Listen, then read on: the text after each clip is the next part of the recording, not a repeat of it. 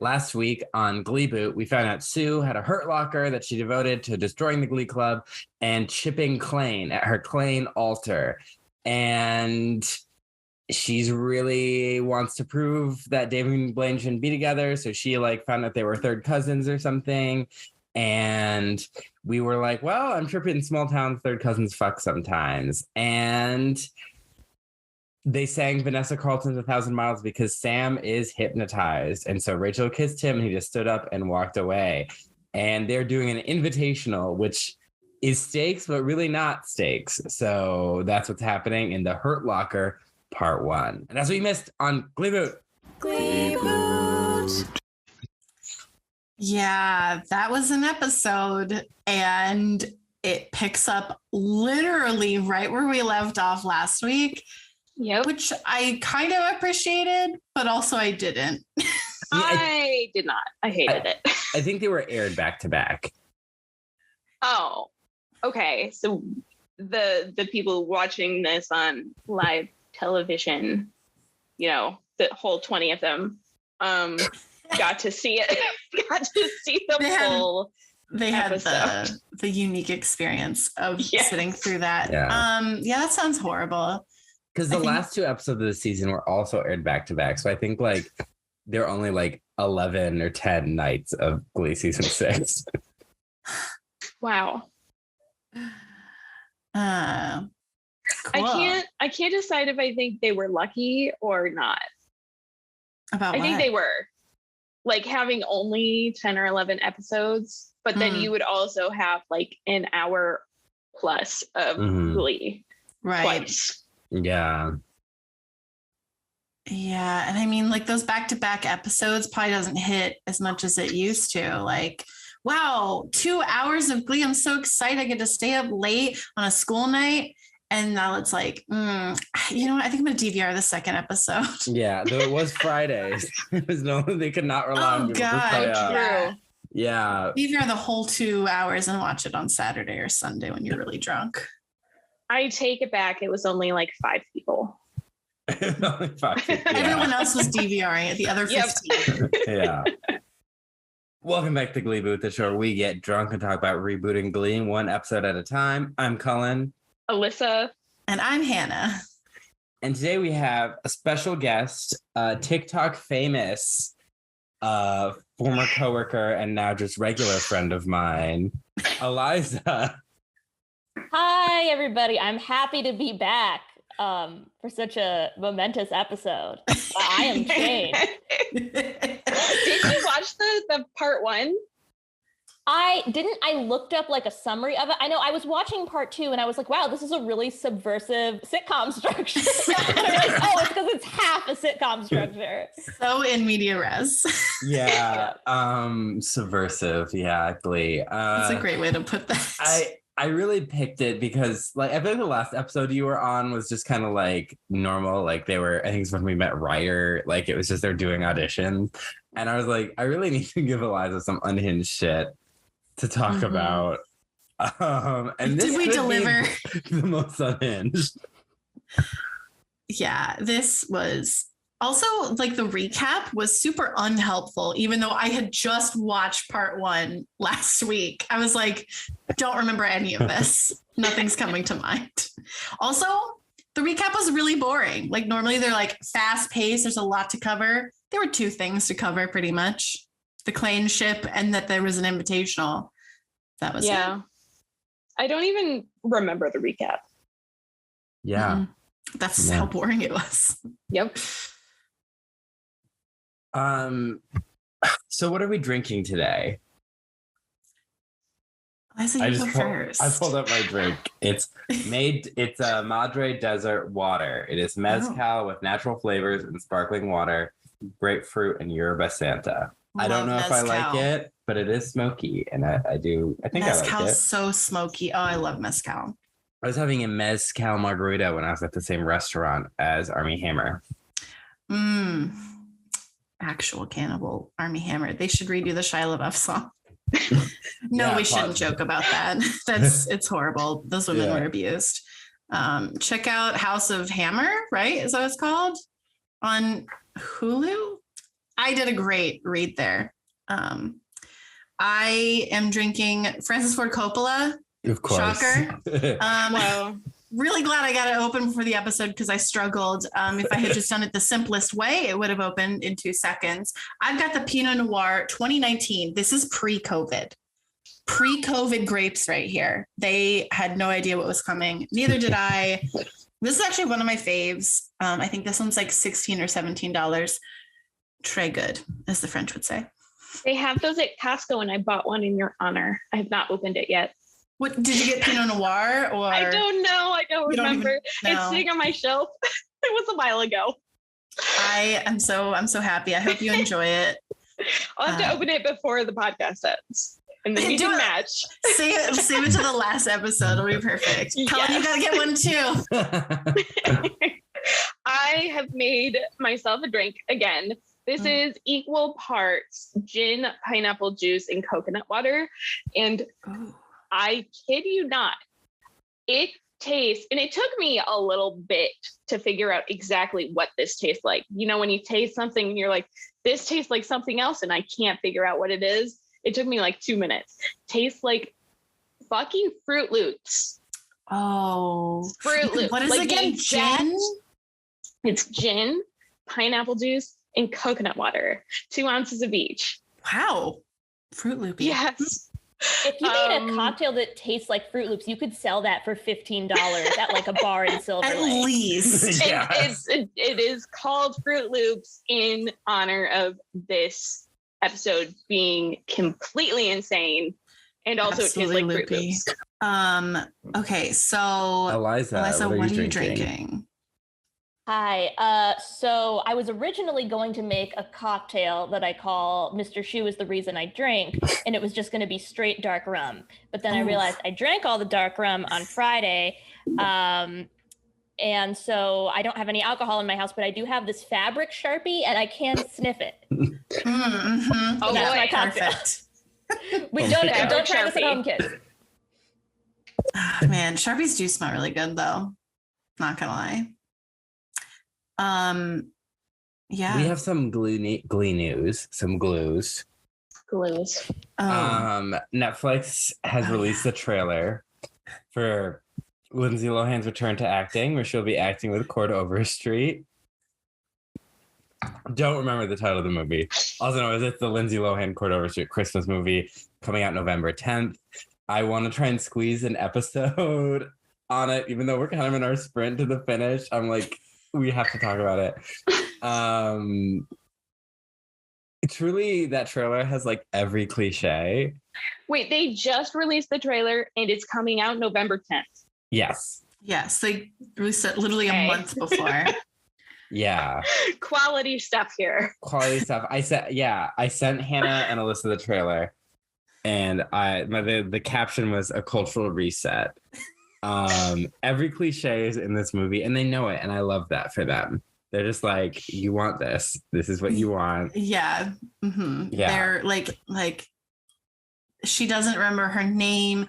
I also cannot remember the title. That's crazy, though. She's like a Paris Hilton-esque thing, which is funny because Lindsay Lohan and Paris used to have beef. Mm-hmm. Way back in the day. When you didn't send me that. I did. Are you sure? Email. Maybe I sent it to a wrong email. Okay. It was email? Maybe I accidentally sent it to like your BU email or something, because 2 emails come up when I start typing Alyssa, and I was doing it like quickly. No. Sorry. Suki was eating my plant. Again, Suki's pissed. That's when she eats the plants.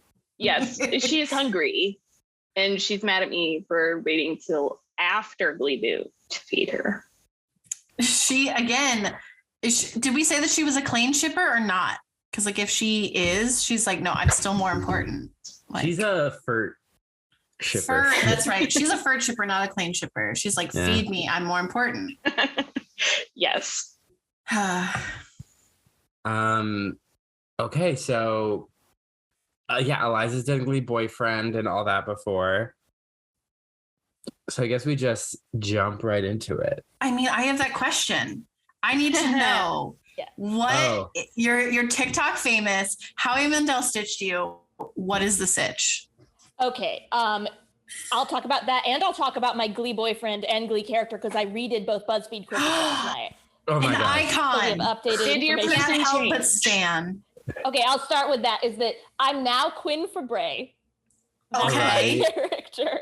So, and my Glee boyfriend is Kurt. Oh. That's So, one like- pairing the show never did. But Surprisingly. One. yeah, like the only one they never did. The only ship that's never explored. And I don't know what that means about me, but we'll examine it. I feel like I'd say, well, I'm unhinged, but like every character on Glee is unhinged. It was never gonna not. Yeah. Yeah. I mean, Yeah. Quinn is special in that her unhingedness just spikes wildly. Like one episode, she's the most well-adjusted person in the room.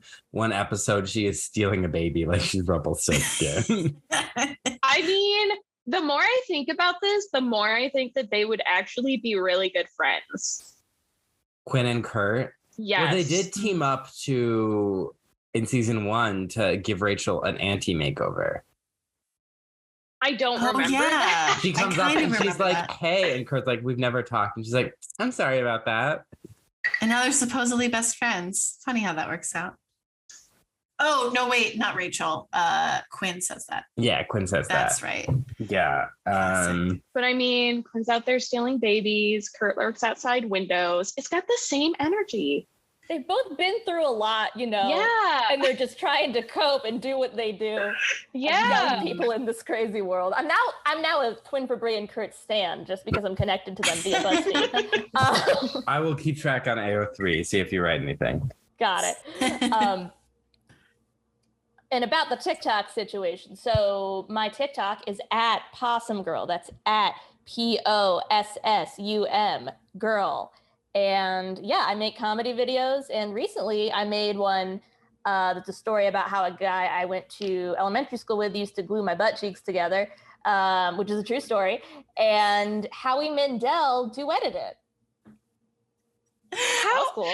How exactly did that happen? Not the Howie Mandel part. The gluing your butt cheeks thing. together. Because I knew, Yeah. I remembered it was a crazy story. I was like, I don't remember what the story is. I want to be surprised again. And then I need to know how and why. How and why. Yeah. So basically, I went to elementary school in a place called Maryland, where half of the playground is in the woods. And Mhm. in the woods, anything can happen. Adults aren't watching in the woods. And Oh, I boy. was very tiny, and I wore skirts to school, and some of the kids were larger than me, and it all happened very fast. And yeah, basically these bullies were next level. I went to school, you gotta understand, I went to school with like the children of like defense contractors and the children of like Baltimore City cops and the children of like Yeah. NSA bureaucrats. Like these were some zero dark 30 ass SEAL Team 6th grade playground menaces. And I don't blame the kids. See, there's my thing. I've said this in the comments. I don't blame the kids. I blame the adults in the situation. Yeah. Yeah. Wow. Yeah. Fucking crazy. I'm sad that happened to you, but Yeah. it's a great story. It's a good story. Damn. It kind of reads like a Glee plot line. It actually Yeah. does. Oh, I like can a see lot. how that happened. Yeah. Someone gluing Kurt's butt cheeks together. Mm-hmm. But it would happen in the past. Like they wouldn't show it on the show. They'd be like, oh yeah, Oh when I was God, in- no. yeah. They would just like They'd use it reference as a joke. Yeah. Remember the time that Puck glued Kurt's ass cheeks together? Ha ha ha. That's exactly how it would play out. Yeah. Love it. But yeah, check out Elyza's TikTok. There's some really funny shit on there. Iconic. Yeah, and when people talk about TikTok, I'm like, oh my gosh, my friend Elyza's TikTok famous. Yeah. Yeah. I wonder what Glee would be like in a post-TikTok world.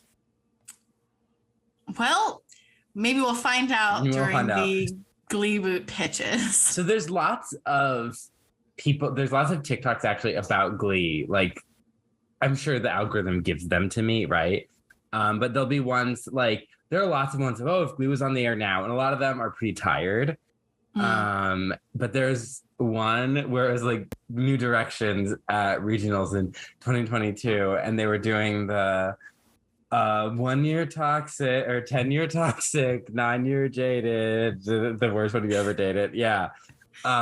This like TikTok song, and she was like doing the choreography, and it was like so Glee, and I was like, they would do this song. They did Gangnam Style at sectionals. Never forget. Yeah. I can't physically. I won't be able to forget the Hurt Locker Part 2. You know what's I funny? already did. You know what's funny? For some reason, I decided that we wanted to watch horror movies or Halloween movies. And I was like, well, I want to watch something stupid. And so we originally were going to watch Hubie Halloween and make fun of it. It's literally unwatchable. Like I literally couldn't get past like the first 2 minutes. But then I was like, oh, let's watch Scary Movie 4. And literally the first segment of that movie starts like in the Saw world from the first movie.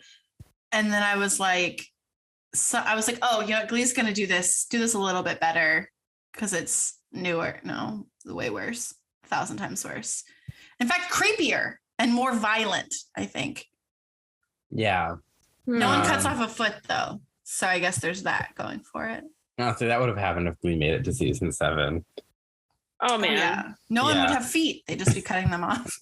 So we we pick up right where we left off. And so the storylines this week are the invitational, this dumbass invitational that's over multiple days. And then whatever. Yeah. And that involves like recruiting people. And then there's Klain. And that's really it. Just the 2 again. Yeah. That's literally it. Yep. Oh my God. Let's talk about Klain because I've been holding my peace since we started the podcast, knowing that this was coming. Oh my God. So Blaine uses this faculty bathroom because that was exciting to him. And him and Kurt. What a boring life. Yeah. Relatable. And then Kurt and him are chatting, whatever, and they walk up to this like sign that says, "Oh, elevator to the auditorium." Is the auditorium on a different level of the school? I guess so. Maybe like the light room might be. Yeah. We always do see them having conversations in a stairwell, but I never connected the two, like the auditorium being on a different level. I always just thought they were going up a stairwell or down. Yeah, they hit the up button. They should be going down. Yeah. But so they get in the elevator and they're like, Blaine's like, "Oh, there's a men's bathroom in here." It says boys. And they're like, "Oh my gosh." And then they're like, "Wait, the door won't open. Oh my gosh, why is there like," they just We're not walk moving to this elevator with no awareness. Like, oh, there's just an elevator randomly here. Also, how did Sue, yeah, whatever. I guess we don't How did question they Sue. not trap other people in this elevator? I want to see the other scenes where like students walk in, they're like, "Oh shit, an elevator, awesome," and then they're like stuck, and then Sue's doll has to come out and be like, "Get the fuck out of my elevator." Okay, but if the auditorium is on the second level, and this is the first time that there's an elevator going up to the second level, how does Artie get around the school? Oh, that's a good question. Blaine says something. Oh, remember how hard it was to get that ramp when they walked in? Because remember they did have to like donate money for that ramp. The outside ramp. Yeah. Not a ramp that goes. How would that even work? I think like there's two, like the auditorium covers 2 levels, like ground level and the second floor. And so like there would be stairs to get up to the second floor where like the top part of the seats and the light room is. And then you would go down. You're right. It can't be on the second floor because it is huge.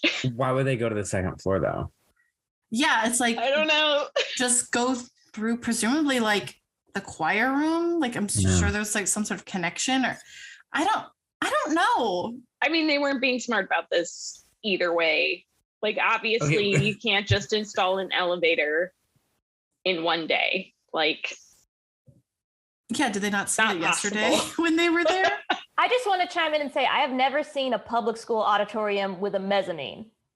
I've never seen that. Really? Mine had one. Yeah, I think I've it's just because it was seen them. old. Yeah. Yeah. Well, because I remember trying to rent one. And it was like $1 bajillion because they had like a mezzanine and stuff. Yeah.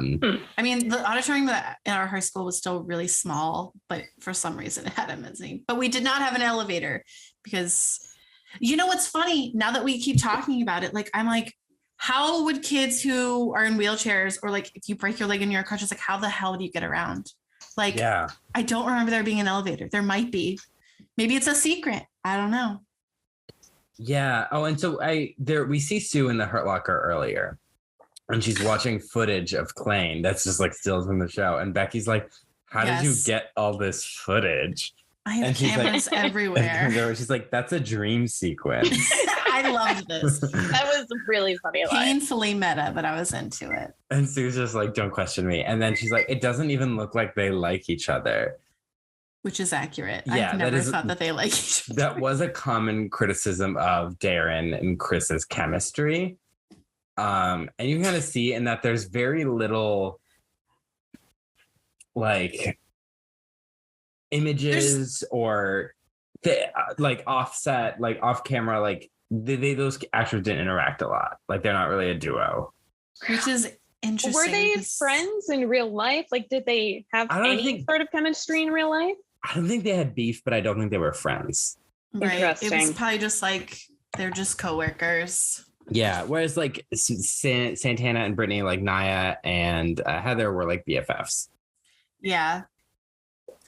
Which is interesting because I feel like that makes your job harder I'm sure they probably tried to be friends, but like, I'm sure that makes their job harder that like, if they don't have like a close friendship, they have to like refine that chemistry if it exists for the camera every time. So that sucks.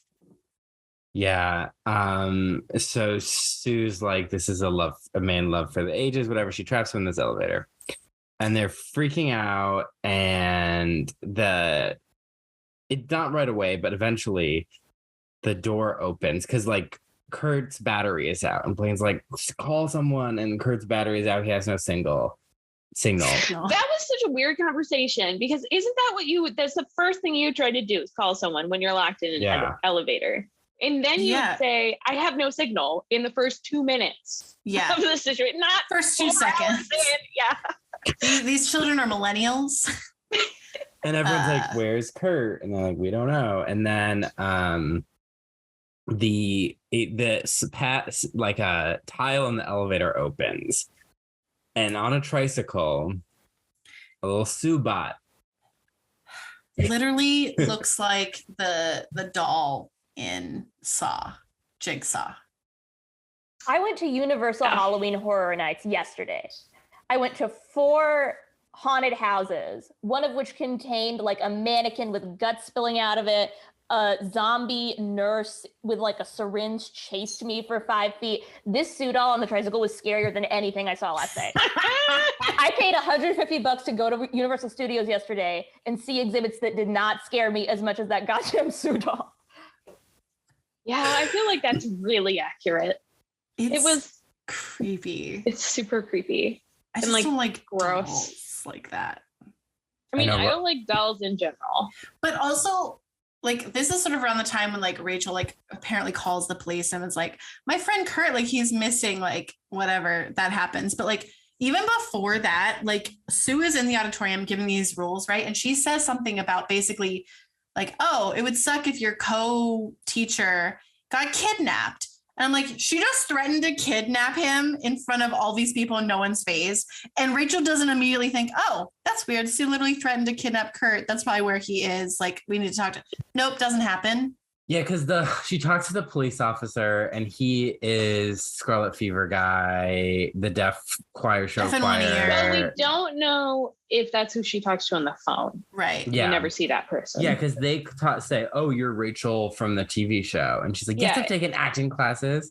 And then they hang up on her. Yeah. And I was like, oh, this is bad. And like maybe a little too real. Lee said the state of the ACAP police. before. It was cool. Because then he's like, yeah, I have to do this to get back, like, because they canceled the show choir, the deaf choir guy. More deaf jokes, whatever, just bad taste. Like, I can't believe they're still doing this in 2015. Like in 2009, it was like, yikes, but okay. But like, yeah, but like that line from Sue doesn't faze anyone. no.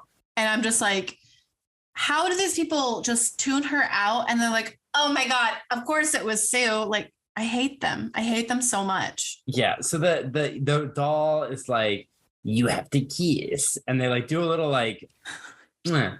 And she's like, no, kiss. And I'm like, I don't even think they touched. Yeah, like, they didn't even kiss. touch. But here's the thing. Why wouldn't you just kiss?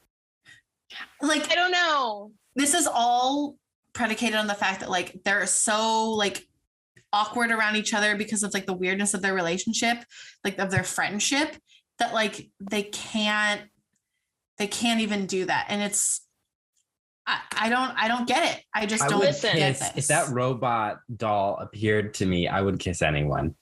I would, if I was in that situation, stuck in an elevator and a robot doll appeared to me, I would kiss a literal stranger. But also, what the hell is Sue's point here? Because she's like, oh, I just need to get them in a really tight, close space and they're going to fall in love. And I mean, spoiler, they kind of might seem to be doing that, or at least Blaine does.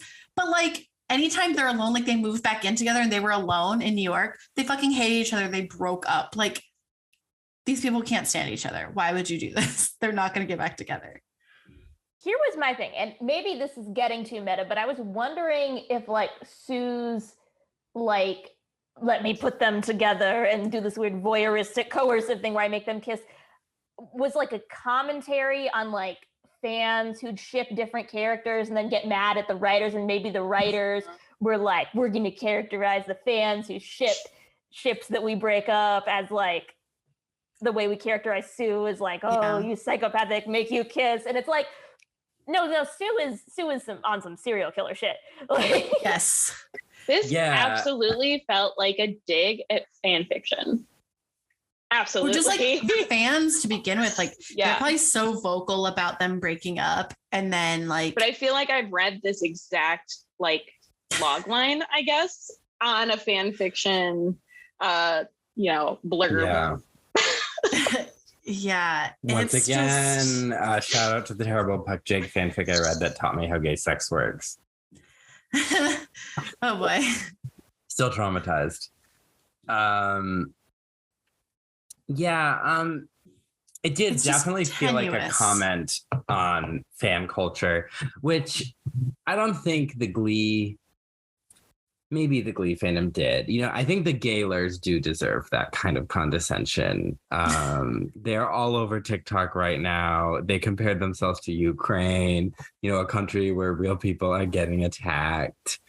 And this is my hot take. Taylor Swift has never said she was gay. Gays don't own the color lavender. Songs can mean whatever you want to mean. Mm-hmm. But like, you can't then take the meaning you get when you hear the song and apply it to the real person who made it. Right. I'm trying to like build the situation through the context that you're giving me because I have no idea what's going on. I love this. And I am failing miserably. I don't know. It gets confusing because even as like a Taylor Swift fan, I like just listen to the album when it comes out. Enjoy it, put it on some playlists with the songs that I like, and keep listening to it. These people dissect it and they're like, clearly she's saying that she's gay. She's in love with women. So this is like... Was this from the Folklore album? Well, it's been going on forever, like maybe since 1989. Not the year, but the album. Yeah. I was like, wait, so she was a baby? I mean, they say you're just born this way. Yeah, Lady Gaga does. Yeah. You're born this way, Lady Gaga.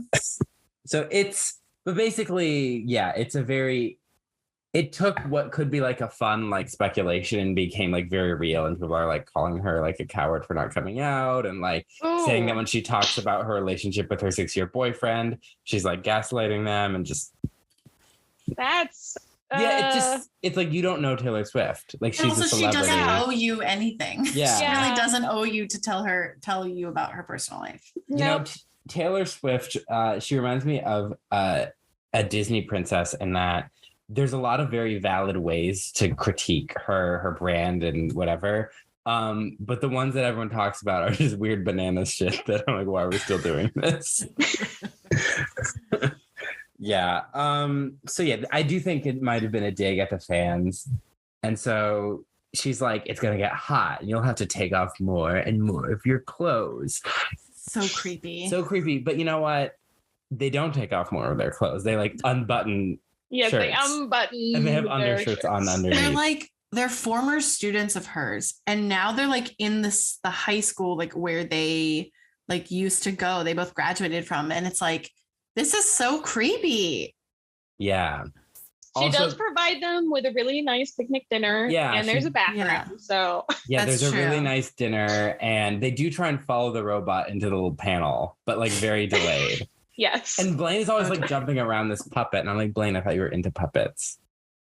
Not that one. Not that one. Can you imagine if they actually went into the tunnel, found out it's just a really tiny room where the robot lives and then can't get back out and they're just stuck in the space with the even robot? more. Ah, Yeah. That's literally a horror film. movie. Yep. And then they Hate die and that. they haunt the school. Yeah. Yes, exactly. Singing And then Teenage Sue's Dream. pissed because she didn't get to see the kiss, but then like, well, at least they're in death together. And she then like enshrines it like the people who died at Pompeii, like curled together. Yeah, that's something Sue would do. She would entomb them in her hurt locker, aka the storage unit where she has her clean shit. Yeah. It's interesting. She all of a sudden introduces Becky to it. Which I kind of wanted to see that conversation. Didn't she? She introduce did last Becky week, last yeah. Oh, did she? Yeah, that's She how we met it. introduced- Well, she didn't. No, she made Becky leave the room. For the Klein room. Yes. Oh, Yeah. right. For the storage locker. But the hurt stuff, yeah. locker. Yeah. Okay. Yeah, Becky for sucks. the whole thing is- yeah. other section. You know, So now I want to see Becky's reaction, being like, "Coach, what the fuck?" it is interesting though how there's this thing about they're gonna take like their clothes off, and how Glee's approach to like gay sexuality has been very covered up. Like Sam takes his shirt off all the time, but like Blaine and Kurt are always very clothed. Even when they like had sex, they were like fully clothed, like next to each other. Like when they sang like "You Make Me Feel So Young," whatever, like again, all like dressed like old men. Like it's like, okay, yeah, maybe I do want to see Darren Crispy sexy. Okay, I'll admit it. But it's not like I need that. But it is like interesting how even when they're like implying it, it still is very like. I think the only time we saw Blaine with like his chest was when Tina was putting the Rubbing. vapor rub on. Yeah. Yeah. Which so like we can only do that in like a heterosexual. Yeah, we saw setting. his It's back interesting. during Fighter. He was like in the shower singing Fighter. Yeah, Oh, interesting. I don't even remember that. He was shirtless, yeah, like from the back. Oh, yeah. Interesting though. Makes me wonder if they had like women in the elevator, you know, that they would be showing a lot more skin way quicker. Probably. Though I do think it depends on actor contracts too. yeah. That is true. Yeah. Well, also these specific characters wear so many fucking layers that I know. I They mean go to the Disney have Channel long School of johns Fashion. under yes. They have So you long know what'd be johns really underneath. funny? This if every time we see them, they're just like taking off random shirts. But they have another shirt obscene underneath. layers. Yeah. Yeah. Yes. Yes. Like, Mhm. But it never looks like they're wearing that many layers. You just see them in a different shirt. And then Yeah. there's just like this pile growing up behind them. Mhm. yeah. Kurt dresses like he's ready for Christian Girl Autumn 4 seasons out of the year. Just mad layers. Yes. Which, you know, I think the girl who invented Christian Girl Autumn is taking her pictures in Vermont this weekend. It's when autumn truly begins. Oh my God. It's like the groundhog. Yeah. Groundhog, yeah, Puxatawny Phil. So yeah, and then she's releasing gases that are basically going to give them boners. Because blood is going to rush to the male genitalia, which is a boner. Which is creepy. Yeah, And super creepy. probably sexual assault in some way. I just think it's so absurd that I don't think there is a legal definition of sexual assault because it's never happened. That's true.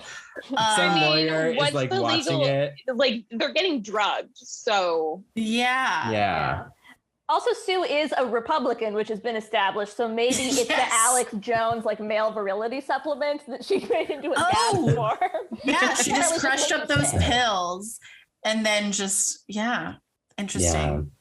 yeah, they should. I mean, pills aren't meant to be aerosols, so they probably be bleeding from the nose. And As long as they kiss, that's all that matters, Alyssa. Have you heard of what's the new app, the Republican dating app? What was it called? The Right Stuff. The Right Stuff. I think there's evidence that it is like it's like trying to get information on people who are at the January 6th insurrection. Well, I mean, it's a honeypot. Like all of these, like even the Truth Social thing, like they're just setting up these websites for people to be like, oh yeah, I know so and so who's there, or I was there. Well, like yeah, you can. The FBI is just like, It's one of the questions on your profile. Like, yes, oh, what do you think of it? Yep. Oh my God. They're both weeding out like people who are like just trolling, and then like the people who are seriously like into this politics. And I mean, FBI is probably just... Dating apps are kind of like really, I can't think of the word. Outrageous. Horrible. I mean, yeah, that too. I found I've been looking at a lot of vegan foods because of my new diet. I can't have dairy. So like the vegan dairy is kind of what I've gone to, which actually I tried some Gouda cheese at the store. Vegan Gouda cheese. It was really good. Ooh. Not like exactly the same. Follow your but heart. Really good. Is that the brand? I don't know. It's got a heart on it. It might be. Is it like I can blue? send you some I actually don't know what the good one looks like, but Okay. I can send you some stuff if you want. I got some hot tips from my other vegan friend back when I had started going vegan. So I'll send you some stuff. Let me know. Anyway, I got an ad for a Suki. Don't tell me it's a vegan dating app.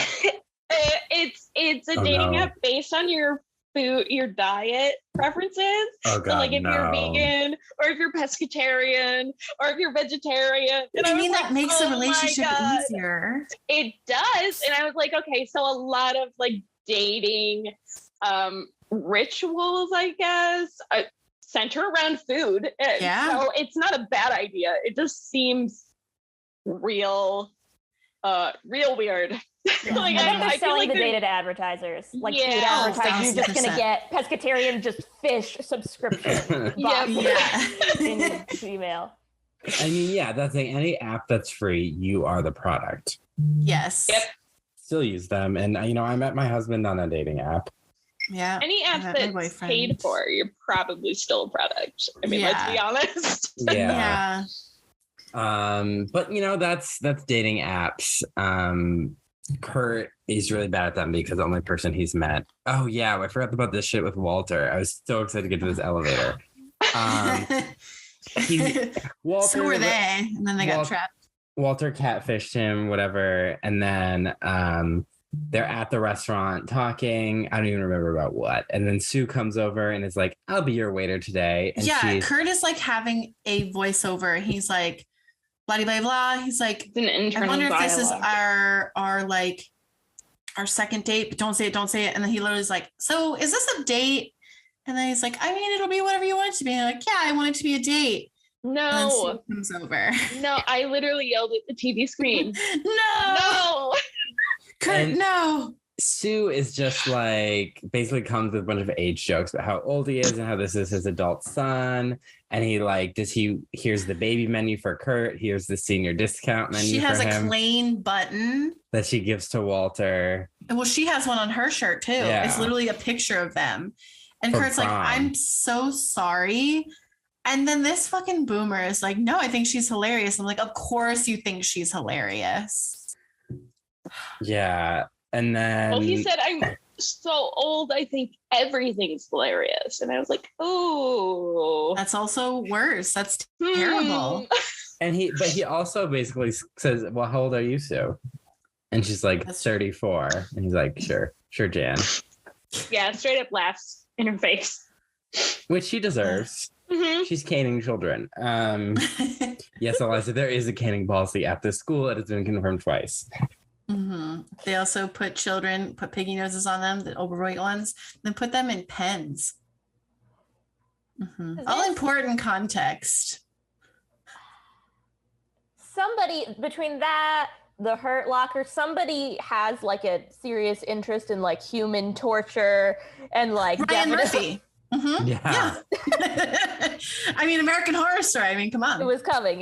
There was no other direction like it can stay in American Horror Story. Like you don't have to put it in comedy. I feel like that's not where it's supposed to be. Caning is hilarious, Alyssa. Caning children, it's so funny. I'm gonna have to try and brush up my sense of humor here. Yeah, maybe try being 60 years old, I guess. Yeah. That's why you kids are so sensitive. You need a few more decades for that. Yeah.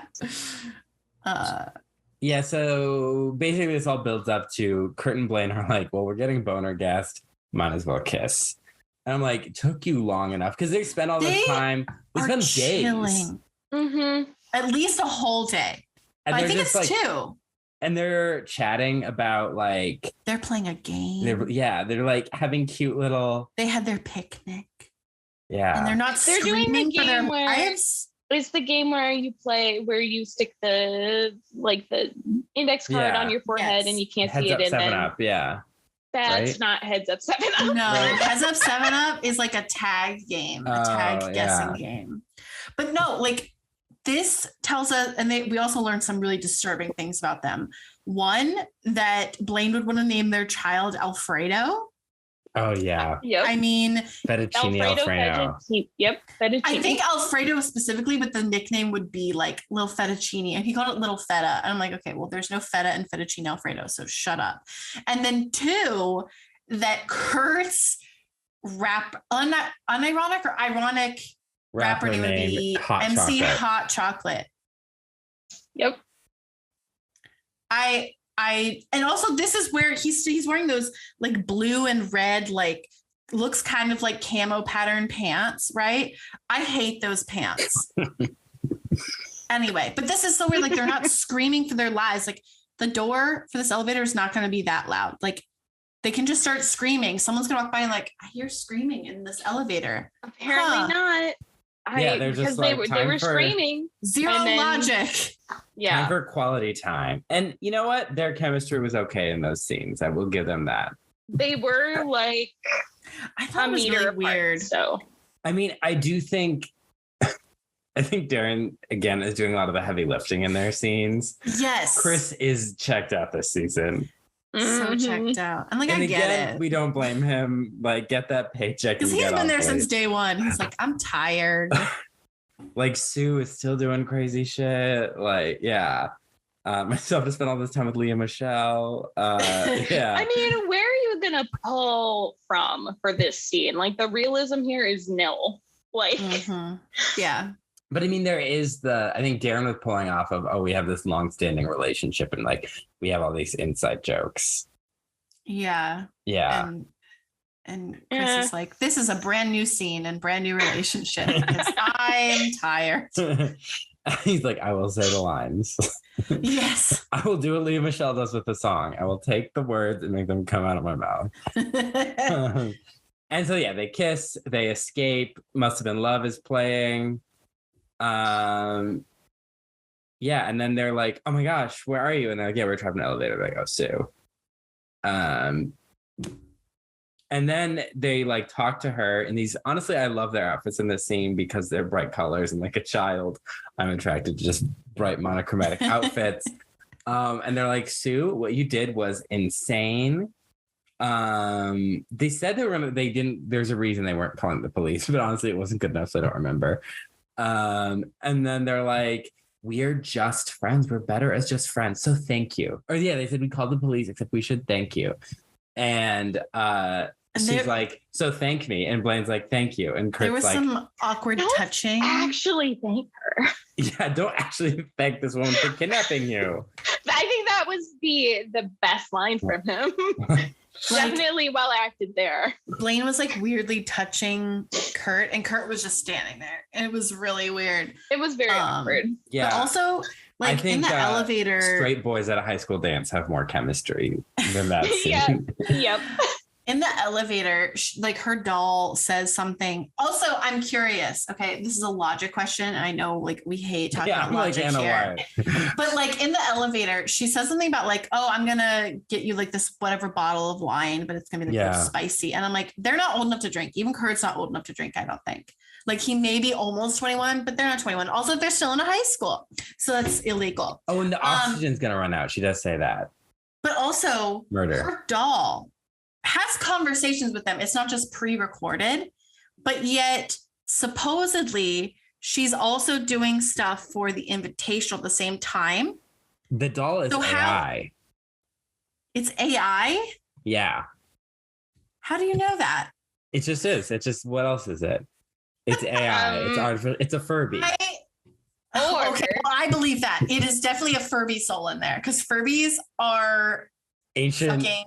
They are ancient beings. Yeah. Well, they were here before. Yeah, I mean, she could have like called down something or called up something. You know, and like had a demon. The doll. Yeah, like the demon. I don't know if I would call that artificial intelligence, though. Yeah, it's probably, true. Like alternate. So we're saying demonic intelligence. Well, Will Sylvester is Satan. Yes. And Satan takes many forms. You're right. Yes, dolls. You know, so it could be one of those horrors from Lovecraft, but you know, knowing who Lovecraft was, it could just be like an Italian person or an interracial couple, you know. It bothered me so much. But now that I'm thinking about it, so that means we live in a world where either AI does exist in like its truest form, like like these AI are fully intelligent on their own, have conversations, and either that is an existing technology or Sue invented it and she's keeping it to herself. It's Ask Angela. Remember that cat app that you kids could talk to, and there was like the whole like news uproar because they said it was like kidnapping children, but it was like basically all like creepypasta stories that the news took seriously. No, I do not remember this, but I love this. An alternate theory also about what's going on in the elevator and why she's giving them alcohol and kidnapping them and getting away with it.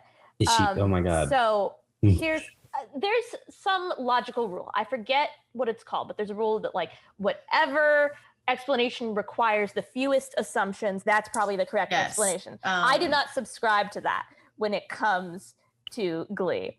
So I think what's going on is that this Hurt Locker, this elevator is resting on water. It is floating on water. Occam's razor. Occam's razor. This is my anti-Occam's razor explanation. I think it's floating on a bed of water. Okay. And Sue has found a way to like a water bed, or like literally just water. Water. Okay. And it's groundwater. It's groundwater that has come up through the school and is suspending this elevator that's floating on top of it. Sue has found a way to declare this water international waters. She would. And therefore, Sue is the captain of this ship, this elevator that's in these international waters. And I don't know if you know this, but when you are the captain of a ship in international waters, you are judge, jury, executioner, governor, president, secretary of state. Mm-hmm. So we are under Sue law in this elevator. Active caning policy. Wait. We have to expand the body of water to the whole school. Yeah, the whole school. That makes even more sense. Yeah. It's floating on Sue is the captain of the school. Yes. That's how she gets away with all this. Yeah. It makes sense. I am fully on board with this theory. Yeah. You're right. It's the most complicated answer. That's right. Yeah. They kiss, they get out. Okay. And that's really, they say they're better off as just friends. And then Sue is in her locker and Becky's like, it didn't work. They're just friends. And she's like, they're right where I want them to be on my calendar, my plan for their relationship, where they're just friends. Yeah. She's like, there's 6 weeks, 6 or 7 weeks left to plot, give or take. And then she basically says something about like, networks. And I'm like, okay, super meta. Yep. This is directly relating to the writers. Yeah. The writers giving up but giving themselves permission to make fun of themselves. Like, you know what? Fuck it. We just got to get this shit done. We're going to write in our thought process right into the episode. We're going to use Sue as the voice box. And I'm like, sure. I feel like they come up with plot points and then retroactively come up with character motivations to explain the plot. That's been season 1. Yeah. I mean, sometimes it feels somewhat organic, but most of the time it's just like, okay, we want them to get here. Okay, let's just make Mercedes a diva again for like the 1,000th time. Yeah. Okay, we need them to sing Jesse's Girl.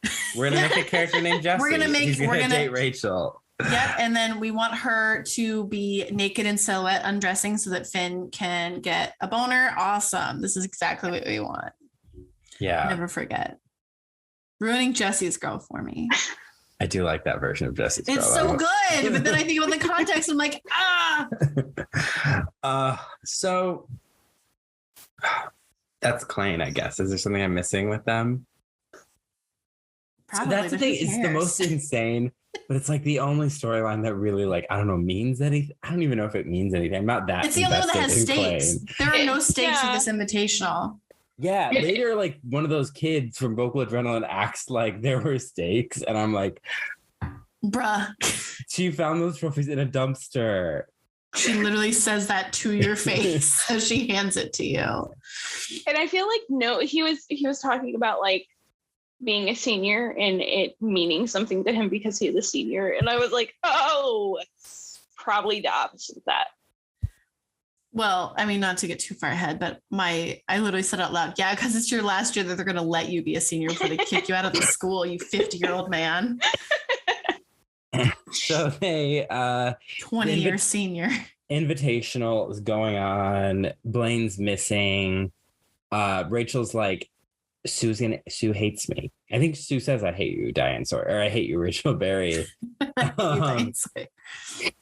And so she's like, any song you pick is going to be garbage. And clearly it was a Bruno Mars medley. So, oof. Well, also, okay, so Sue starts with being like, here are the rules. The theme is old school. Rule number 2, there are no more rules. So did they have to follow old school? Yeah, and she added the rules after Vocal Adrenaline had already performed. Yep. And she says it will be over 3 days. And they're like, the warblers are like, where will we sleep? And she's like, I assume you two will sleep inside of each other. I hated that so much. That was... But also, like, why are they complaining that they need some place to sleep? They commuted here 2 hours. They constantly commute back and forth. It's not even a fucking problem. Just go the fuck home. Yeah, exactly. Why is it a problem now? This is a random ass invitational with like no rules. Like, why do any of these people care? But then she's like, yeah, you need 12 people because that's the one rule that we seem to remember consistently, which is funny. Meta to the audience. I'm like, yes, you're right. But they don't have 12 people. They don't end because there are no rules. People. So they get to still perform. It's so weird. I don't understand. And they're like, we need people. And so then she is hypnotizing Sam and he's like, you're going to do the worst set list. It was Ascension Millennium, Dear Mr. Jesus, which is about like child molestation, I guess. And what was the third one? I don't even remember. I have no idea. I only know the Corey Feldman song, Barely. Was it Corey Feldman? I had never heard of any of those songs. And then Rachel's like, I've never heard of any of those songs. I'm like, okay, same. Yeah, I only like vaguely know. I know of that song only because I know of the artist. Not Corey Feldman. Is it? think it was. But like, yeah, the other two, when she was like, she's literally said like, oh, dear Mr. Jesus, it's about child abuse and it makes you want to go out, find a child and abuse them. And I'm like, Ugh. that's not funny. Mm-mm. But I guess if we're not as old as Walter. Yeah. True. Okay. Yes. One, is it a thing in the show that Sue Sylvester can hypnotize people? Like that she's brand new from part one. 2 episodes ago, wasn't it? One episode. Yeah, last week. It only started last week. Yeah, right? Oh. In Hurt Locker part 1, right, Cullen? Yeah, No, just last week. Was it the week before that? Because the week before that was Jagged Little Tapestry. Sam did something hypnotizing. No, that was Rachel. last week. That was last week, yeah. I know, right? Yeah. Also, we are doing this episode so out of order because my brain is so fried. So yeah, because the Warblers performed before this. The third song is Justified and Ancient. Again, Yeah. sounds like a Lovecraft. What was your second thing. question? Yeah. Oh, I had a second question. Oh, my Yeah. second question was, am I the only one who thinks that brunette Sam looks like Harry Styles and John Mulaney fused like the Gems and Steven Universe? Or is Like that the just Gems me? and Steven Universe. I'm dead. I mean, I keep joking that he looks like a 35-year-old man and he's like modestly maybe 26 in this season. But he does kind of have John Mulaney energy with the hair. I was Oh my hypnotized by a crazy Oh my God. And he does Can't have unsee it. very much the Don't Worry Darling era Harry Styles hair. Yes. Yeah. The coif. Yeah. It doesn't really coif, it just kind of falls. Yeah. Okay. I see it. So yeah, before that, the Warblers perform songs. My Sharona My and Sharona. You spin me around. right Like, round. yeah.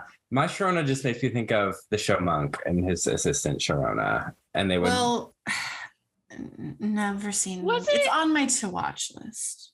Was For it 18 years a mashup or was it just they just the did one first and one the and other. the second one? Yeah. Yes. Yeah, they the only latter. did like one line of My Sharona. Mhm. And then they It moved barely on. counts as a performance, and I'm was disappointed in the weird. Warblers because that. You know what? I blame Blaine. I mean, I thought it Um, was good. They had good dancing. Yeah, it's just like I think it would song have been is better the- if they just did one or the other. yeah. Well, I mean, it's also like it's a problematic banger. Like I don't know what the song's Oh my about. Line. God, I was reading the subtitles and I was like, oh shit. Yeah, it's I had no always idea give it that's what up this for song the was. touch of a younger kind. Yep. Yeah, Yep. it's literally about like a non-consensual sex because obviously like people who are like under the age of 18, you can't actually like consent with an Mm-mm. adult, power dynamics, etc. Yeah. So, but it's such a banger. Like I like the song. Of all the lyrics that they decide to change in songs, that wasn't one of them. How do they change the Britney Spears song? Everybody loves counting. Everybody loves counting. You'll never forget. Never forgive, But never I forget. literally just forgot though. But yeah, no, I mean, again, you're right, 1,000%. Of all the lines to change, they changed that. I'm like 99% sure that's not the Britney Spears song. I think we looked it up on that episode, but they're just like, always give it up for a touch of the younger kind. And you didn't think that you should change that one? I think it's just because people know the song My Sharona, but they don't know what it's about. Right? Yeah, So they're they really can relying just- on that. Yeah. I mean, yeah, like I suppose maybe it could be implied, but wouldn't the Britney Spears one also be implied? I don't know. Like that's Yeah. Peter Paul that and just Mary. feels like Like, it's not like they did, like, If You Seek Amy. Like, I mean, everybody loves counting. It's a Yeah. Sesame Street number featuring Britney Spears. Yeah, Yeah. and so Kurt says they need Kitty earlier because they're like, we need someone. Kitty was a great Who was- performer. Who was on this club before, who knows how shit works. Yeah. Yeah. And so We need a third coach, essentially, is what they say. Rachel, so the Warblers are going. Rachel doesn't want to talk to Kitty. So she goes to Kitty and she's like, you do all this weird, crazy shit, and you also don't wear underwear. And I got that last one from Artie. Yeah, she's like essentially like pointing out all these fun, quote unquote, fun facts about Kitty. That basically her being a bully. Color is Jesus. Yeah, that was actually kind of funny. And Kitty's just like smirking, like, yeah, that's right, bitch. And I'm like, why are you proud of any of this? I don't understand. Yeah, because I'm trying. Was it like? I get all the horrible things Kitty does mixed up. Because she's basically like, you like bullied this person, and then you bullied this person. Your favorite color is Jesus, and apparently you don't wear underwear sometimes. And I got that one from Artie because he's a creep. And also, you guys dated, so I guess. Yeah. You know. And then she's like, because she says, I never learned that it's time. Oh my gosh, I keep remembering things out of order. Because like earlier, she's talking to Will. This is such a mess. I'm sorry. She's talking to Will, and he's all like, I told you I'm not gonna go easy on you. You have to do it on your terms. And she's like, we're gonna do it on our terms. She's like, oh, that's what you said. And then Court's like, we need Kitty, and she's like, all those kids hate me. I was so busy being a Broadway star, I didn't know any of their names. There was Puck's brother and the one with the fat mom, and like Raider or whatever his name was. Which fair. That's all he deserves. Again, like, also, why would she know their names? She didn't go to school with them. Yeah. Yeah. So like, what does it matter? She didn't know their names. And like, oh, the other one was that like Kitty was named after. Oh, the song. Yeah. I can't remember what song or whatever the reference was. Bruce Springsteen, maybe. Yeah. Yeah. This whole thing going after Kitty is literally just like they need a third coach. Yeah, because that's what Kitty ends up being. Spoiler, when she decides to join back. Because Kitty's just like, I liked performing. It was fun, but then all those kids, like they all forgot about me, and I lost this thing I really enjoyed. And like, you're selfish, and the moment Broadway calls, you're gonna leave us, and I can't get my heart broken again. All valid. Yeah. Because she did, like, she was friends with all these people, already dumped her, and then, like, the Glee Club's destroyed, and she's just, everyone's transferred out. They got transferred out, so it's, like, that's not really, like, Rachel's fault necessarily, but, like, it's not even Kitty's fault. It's just, like, now she doesn't have any friends. Like, yeah. Why would you go back to the Glee Club after that? Just finish out high school and get the fuck out. Yeah, seriously. And she's a senior now. I thought, was she a sophomore in season 4? Must have been. Or was she a junior? No, she had to have been a sophomore because she was 2 years younger. Yeah, because she was definitely younger than Tina and Sam and the people who were seniors. Mm-hmm. Yeah, she was either a freshman or a sophomore. I mean, maybe she skipped a grade. I mean, I don't know how smart she is. I don't know how the timeline is. She did pull off that Left Behind thing flawlessly. Yeah, so I guess it has been like 2 years since the midway point of season 5. Oh, that's right, because they did a time jump. So yeah, maybe she is a senior. And so maybe they are old enough to drink. Oh, that's right, because the time jump. Yeah. Maybe. Maybe not Blaine though. Not Kurt. Blaine. Kurt, yeah. Kurt might be. Yeah, Kitty is whatever. She doesn't want to join, and then she watches the Warblers perform for a hot sec, walks out, and then she's like, "I'm rejoining. Get losers. We're going shopping." Which is when I picked my friend up from urgent care the other night. I pulled up, "Rain on Me" by Lady Gaga was playing, and I rolled on the window and yelled, "Get in, loser. We're going shopping." So pure camp. Pure but I mean, is your culture. Friend okay? She's okay. Yes, cool. That's what's important. Someone's just bleeding. I'm like, "Get in, loser. We're going shopping." It was like, "My leg's broken. Help me now." You are a mean girl. Yeah, so they... That was such a good impression. Catch me as a Janice Sarkeesian impersonator at the Bullet in North Hollywood. Okay, Yeah. So then Kitty is just like, yeah, I'm rejoining. And I know where Sue keeps her list of songs that are her emotional kryptonite that suddenly just exist. Oh, are we going to talk about Sam and Rachel? Samchel? Yeah, we do. So like he comes in, he's like, we have to, as my future wife, you have to do these songs. And he like tries to kiss her. She's like, well, this is moving way too fast. He's like keeps calling her future wife as my like the person I want to spend the rest of my life with. And she's like, last week you told me you had a feeling for Mercedes. And he's like, that old hag. And then like, she tries to kiss her and she snaps and he snaps out of it. Yeah. Quite literally. But I'm like, when he called Mercedes an old hag, Rachel should be like, slap. She slapped Santana for calling her short. Like, yeah, but that was calling her short. I know. You know, Rachel doesn't care about anybody herself, right? Which is kind of the point that Kitty makes, which I was like, wow, that's really good. Good for you, Kitty. Because Rachel's like, no, I'm going to stay. I'm going to see this through. And it's like, are you though? Yeah. And the girl from Dear Evan Hansen, whose name I forget, also makes a point about that. Yeah. Yeah, everything she says is always about herself. Yeah. I love that. Yeah, Kitty, yeah. So then she snaps him and she's like, what are you talking about? He's like, I've had a lot of weird blanks in my memory. Larger than normal. And I Larger than related. normal. I was like, oh, yeah, I guess it would be larger than normal. And so she's like, okay, I need you to get Spencer. Suddenly they really need Spencer of all the people at this she's school. like, I need more people. And he's like, cool, I got it. I only know one other person's name at this school.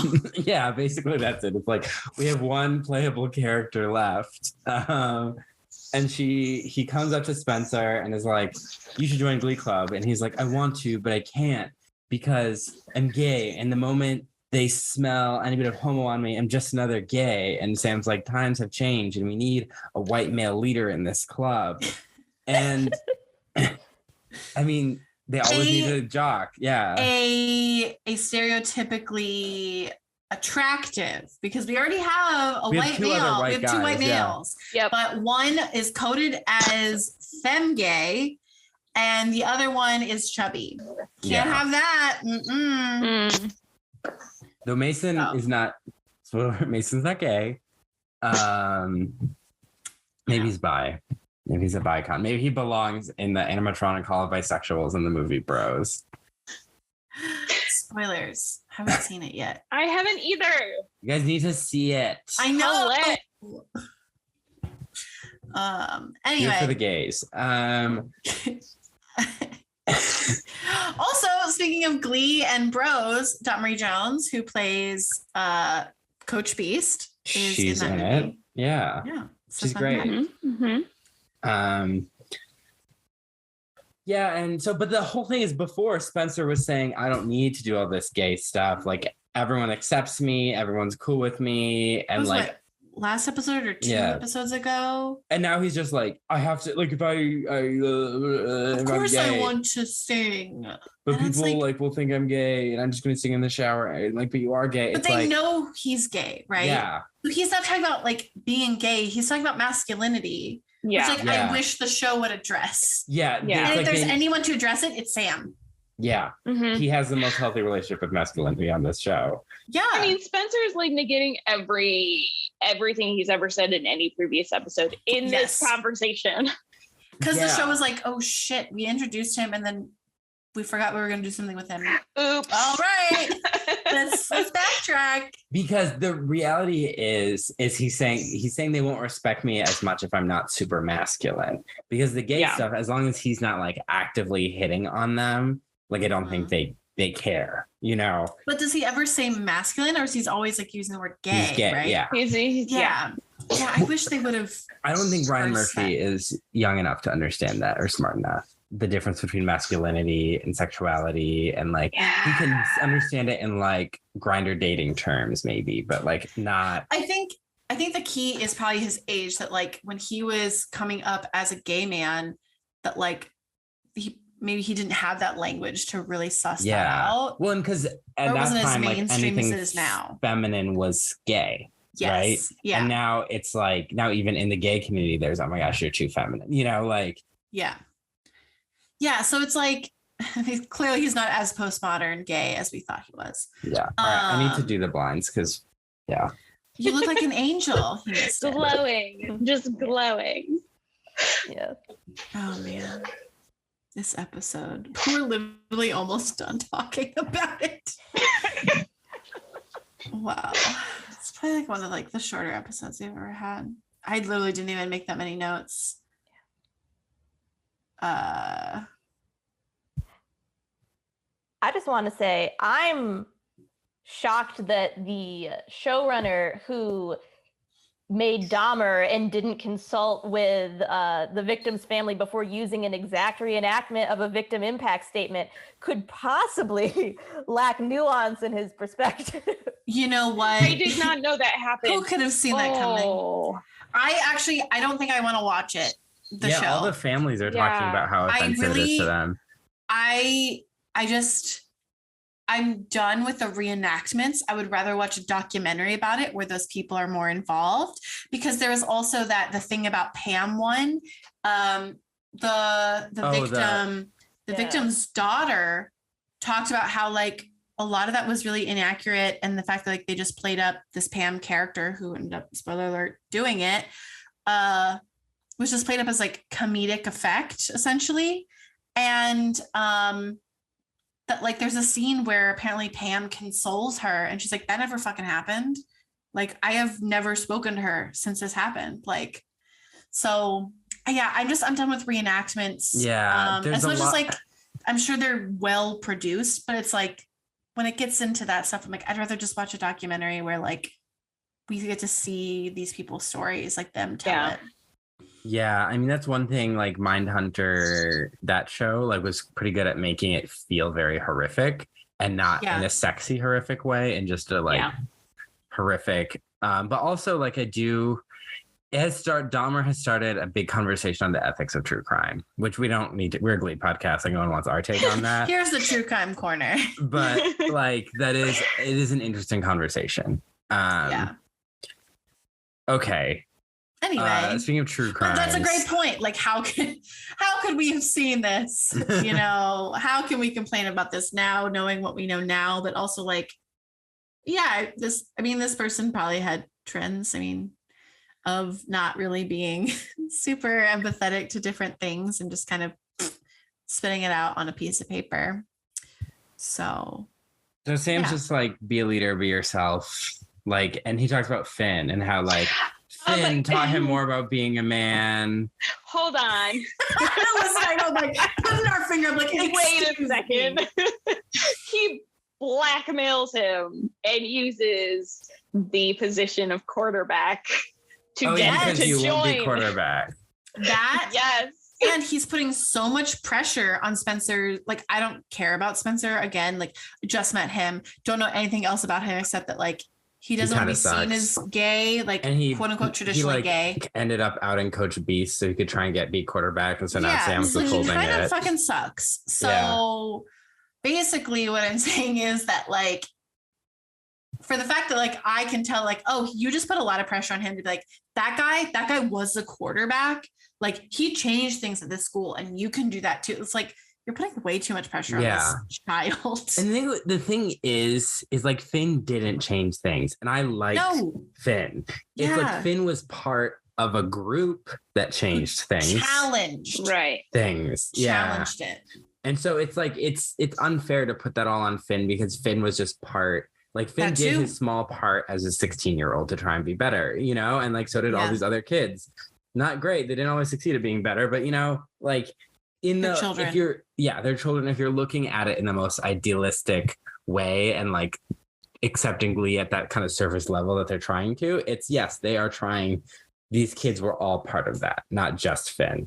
Yeah. And they often make it just about Finn, and that's not true, even when this was before Finn died. And it's not fair to, like, you know, trying to think of another significant person from the old group. It's been so long since I've seen them. Like Quinn. Santana or Quinn. Like Quinn had to deal with a pregnancy very publicly at school, and then she went through all these different stages in front of everybody. Like, she also helped change things. You know, it's just Kurt. Yeah, Kurt is. I would say that Kurt's probably one of the most instrumental, especially for Spencer. Yeah, because he had that conversation where, like, you know, the Modern Family discussion.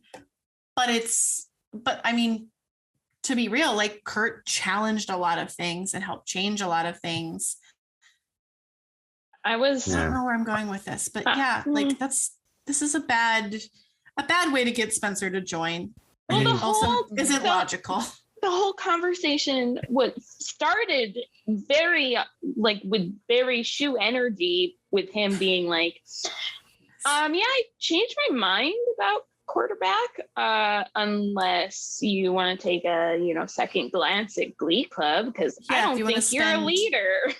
10 hours more of your week. Who cares about schoolwork? Just be a quarterback as a potentially sophomore of a football team, and then also kind of be a leader in the Glee Club. Spend all that time working two different sides of your brain, very physical activity for both of them. It's going to be so worth it. I promise. We have 7 episodes left, but it's going to be so worth it. I promise. Honestly, this feels like what could have been a better storyline or, like, hook for Finn. Like, if Finn was struggling being a quarterback or has some problem being a quarterback, and then Shu was like, not framing him for having drugs, but was like, hey, listen, I don't really think you're a great quarterback. And this would, assume that he has some sort of control over the football team, but maybe he could have talked to Tanaka, who was the coach then, I guess. Oh my gosh. He's on Cameo, guys. But then be like, show me you can be a leader in this random club, and then you can be a leader on the field too. And could you imagine Shu also being the coach for the football team? I have total control. I don't know. I don't know. It feels weird. I didn't like it, but also weird. It could have been okay. I don't know. Yeah. The most unrealistic thing about Glee is the lack of presence of illegally used Adderall among these kids with all the clubs they're doing. That's the least accurate thing. I say this as someone. Yes. No, that's totally accurate, because, like, they did have that episode where Finn was like, I'm so tired, and then Terry gave him, like, Claritin D. And they treated it like it was Adderall. God, never forget season 1. That's a good point. Like, going back to, like, there's so many things that kids need to get involved with, like, current day, like, real kids, to get into college or, to feel successful or whatever, their parents are pressuring them, whatever. That would have been, I think, a very realistic plot line that Glee could have tackled probably around now, that, like, probably would have resonated with people, even people in college, especially people in college, like, who grew up with these characters. Like, but that's actually a really good point. But this whole situation with Spencer was really, again, very tenuous. I know, like, many episodes ago, it was like, drink anytime I say tenuous. Drink anytime I say tenuous, guys. Because there's a lot of tenuousness in this episode. It's back. So Kitty turns off the cameras. She gets Rachel the list of songs. And then their Glee Club is rehearsing, and Kitty and Spencer just show up. Let's just talk about how Kitty gets that information. Becky is obsessed with international snack cakes. Yeah. Because they're made with real sugar and animal shortening, like animal fat. Listen. She's right, though. Yes, I understand. Mexican Coke is amazing because it's made with cane sugar. Yes. I don't know why that just tastes better. Because it's made with cane sugar. Yeah, that's exactly. why. That's why, yeah. Yeah. So, but also, so she got, I don't remember where they said that the Twinkies came from, but then they were like, Mexican Twinkies and Nicaraguan ding dongs. Yes, Nicaraguan ding dongs. I was like, And so basically Becky traded like trade secrets to her for snack cakes. And I'm like, why don't we get more of this, Becky? Well, also how's Kitty getting not bring a gun to school, Becky. Yeah. Becky deserved better. There's some parallels between Becky's relationship with Sue and being a Hollywood assistant. I don't know if anyone else here relates, but it's just like my boss is a psychopath. But what am I going to do about it other than just take the information in and use it to my advantage to get little treats? Yeah, little international snack experience. cakes. Yeah. You're like, yes, I work for someone who is on the Dungeons and Dragons spectrum would be considered lawful evil. Ooh. Barely operating within the law. Yeah. Okay, so they are Spencer joins. So Spencer and Kitty show up and Kitty's like, I'm gonna make fun of all of you. Fat kid, creepy Cersei and Jaime Lannister twins, other girl. That's interesting. They just call her other girl. Because Kitty would have gone racial. She has. She would have. Yeah. And now the writers are like, this woman is literally being bullied for her race by Lea Michele. You know what? We're going to give her a pass. Mm-hmm. That's what I saw there. Yeah. Yeah, because Kitty would have gone racial. Yeah. It stuck and not out. that I promise you, I'm not encouraging that they should have done that. No. But it sticks out and it's like, okay, like now what we know, like that's a sign that like they had to do something. Like the writers were little teeny bits of preserving this person a little bit, I guess. Yeah, and so they're just like, I don't even know what Spencer says. Just something about like, you need a real man. You guys want to win, right? Yeah. Spencer impression. Thank you. And they're all, the other kids are all happy. I'm like, why? Yeah, I would be like, listen, I've been here for 3 weeks and I've already had to deal with like so much. Like, you don't even know. I would like be like motioning to Spencer, like, leave, escape, get out while you can. And she's like, we're not going to do the Bruno Mars medley. We're going to do these other songs. Like, shouldn't we just stick with what we know? And Kitty's like, don't question the coach.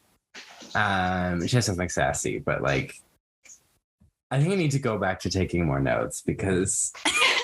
No, we are unhinged, Cullen. Stick on like, brand. I used to remember like every little line, and now I like watch an episode and I'm like, Glee happened. In one ear, out the other. Oh, yeah.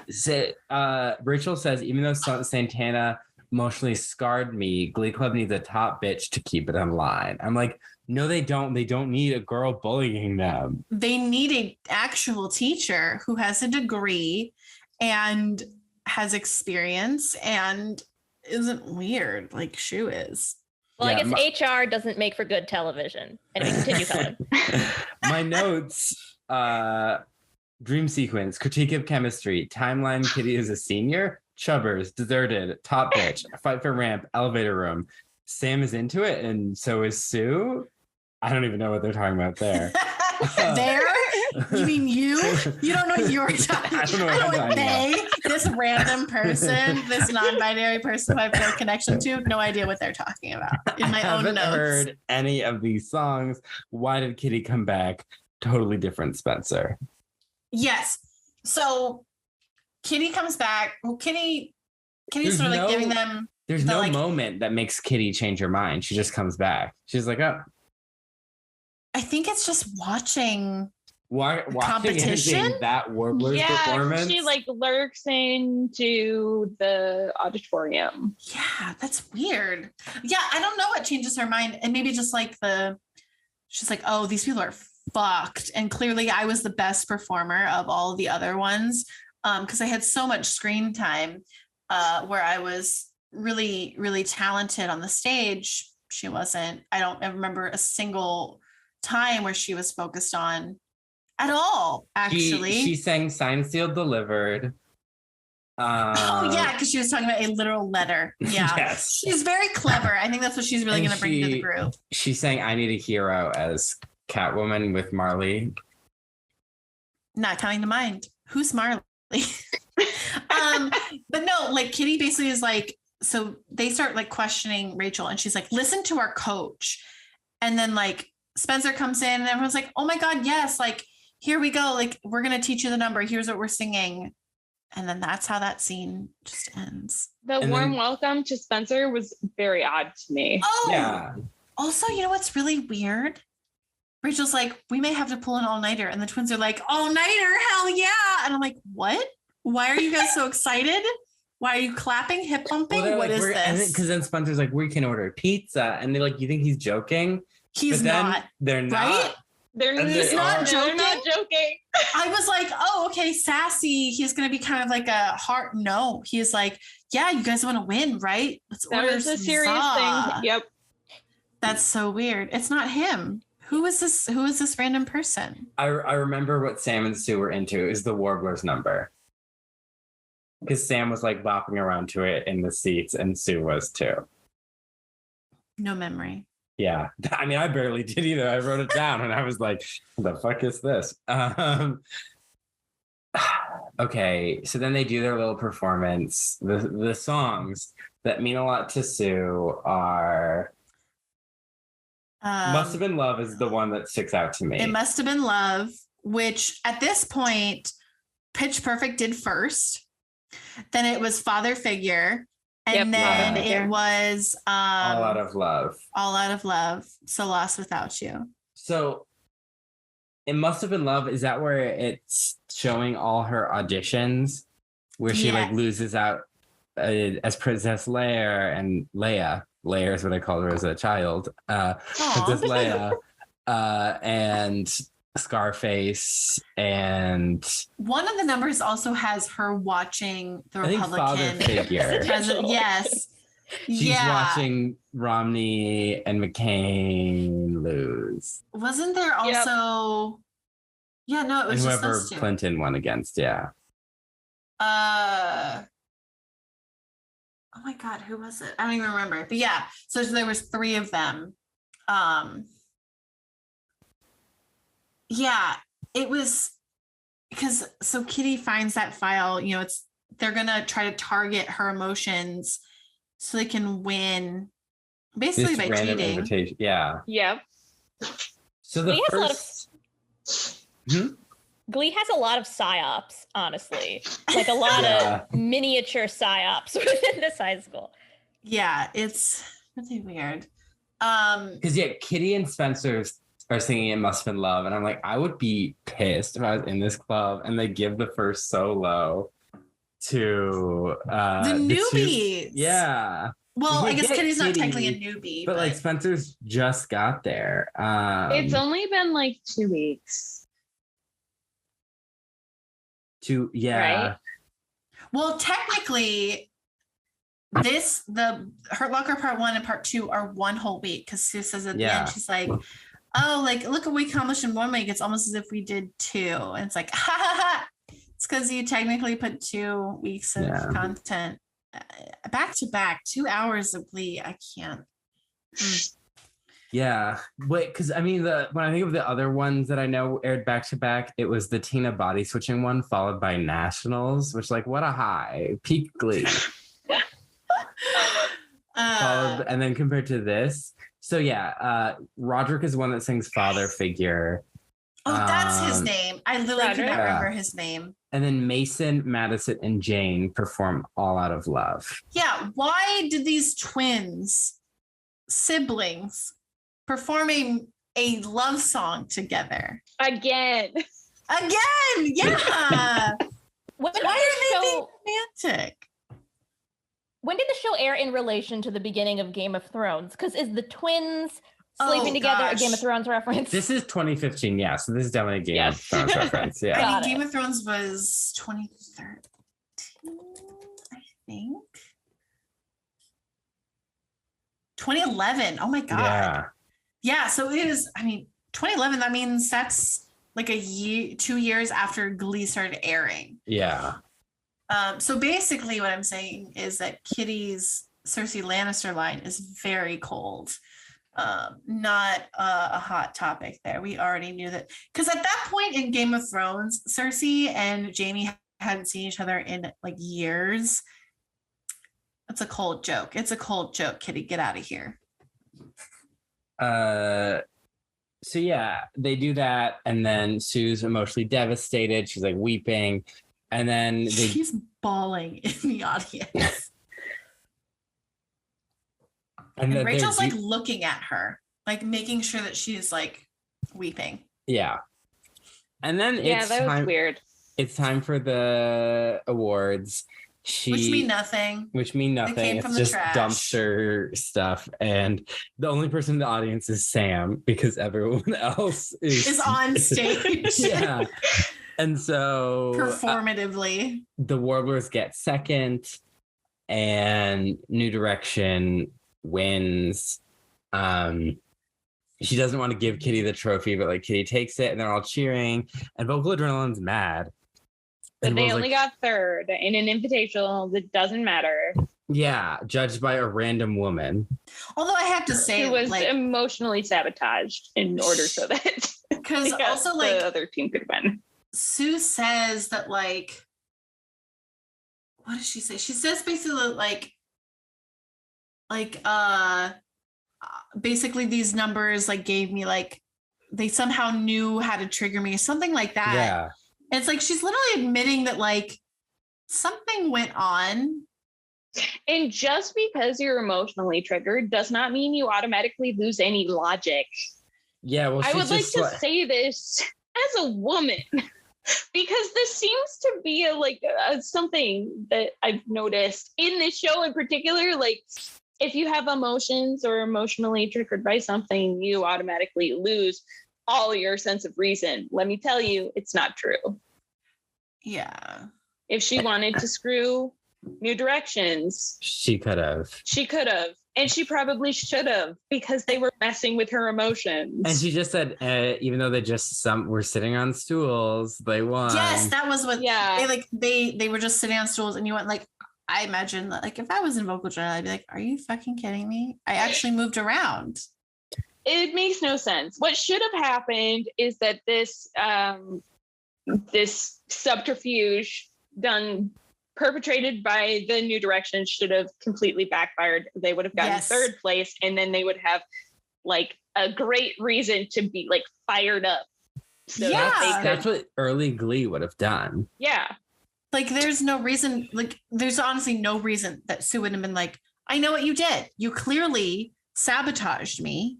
Mm-hmm. Or she would have just been like, it doesn't matter. Yes, I love these songs, but fuck you. Also, you suck. Also, they don't need to win this challenge because it is a meaningless invitational. It's like set up like it's the sectionals, right? But it's just this meaningless. It's literally just like let's get together and show each other what we've got. There shouldn't even be a winner. Yeah. No. And so the guy's like, this means a lot to me, to Will. And he's like, you care more about your protege, Rachel Berry. We learned that this guy's name is Clint. I was like, that is a 45-year-old man. Yeah. And Will's like, no, I care about this. And then Sue's like, we've made peace, but here's the fork you left on the table. If you do it again, I will destroy you. Kept it in a plastic bag. Yeah. Yeah, remember she pinned it in her locker. Mm-hmm. Yeah. Which we were just like, why would you pick it up? Just leave it there out of spite. Duh. Yeah. And then the Glee Club puts up their little trophy. They're like, oh, it's just a little trophy. And with a pig on top. Don't know. Yeah. And they're like, we'll get more. And then Rachel's like, even though like I thought I could never step back on stage, blah, blah, blah. And then Katie, and then Mason, I think Mason's like, she talks about herself a lot. And Zoe, the sister's like, you need to use your psychic voice for that. Your psychic twin voice, if you're going to say that out loud. But I mean, no one seems to hear them. And then they're just like, great job. Amazing. Okay, question. Yeah. She says this is a tradition to like do the hand in the center and then amazing. Is that a thing they've ever done on Glee? They do it all the time, yeah. Do they? Before every know competition, yes. The hand thing, but I've never actually heard them say amazing. They do it a lot, same. Yeah. Never. And that's why I was like, I don't believe this. This is new. They're trying to pretend it's tradition. They're not gonna fool me. I know they show do circle, show yes, circle. But the amazing thing. Yeah. What? I have watched Cullen. I have watched 6 seasons of the show. You're lying to me. They do it. This is not just one. You just place it in your memory. You're like, there's something that should be here that isn't, and then your brain just automatically put it there. What else do they say? Because they don't say new anything. Directions. I just think they go, amazing. Yeah. I have never picked up on that. Like maybe it was just like so cacophonous that I just had no idea what they were saying. So maybe that's it. Because I remember the show circle saying, I do remember them a couple times, doing that hands up thing. Don't remember the amazing. And I was like, Rachel, you're a liar. But I guess I'm the liar. That's what Glee does to you after 6 seasons and an entire bottle of water. You can only be a liar if you intend to tell a mistruth. If you think you're telling the truth, you haven't actually lied. True. I needed that reminder. Thank you. Because sometimes I say things and I'm wrong, and I'm like, I'm a fucking liar. I'm the worst. Wrong. Apparently, I'm just misinformed. Yes. Yeah, like the American population. And too bold. Like the American population. Yeah, so here we are. End of the Hurt Locker saga. Tina time. The big fat zero. Tina went back to Brown. She's back at Brown. Tina would have sought out and destroyed the Sue robot. Yes, please. Tina would have gotten it on her side. Tina would have outsmarted the AI. Yes. Mm-hmm. And like it's just like her little sidekick. Like it replaces Dottie Kazatori as her assistant. Yeah, where is Dottie?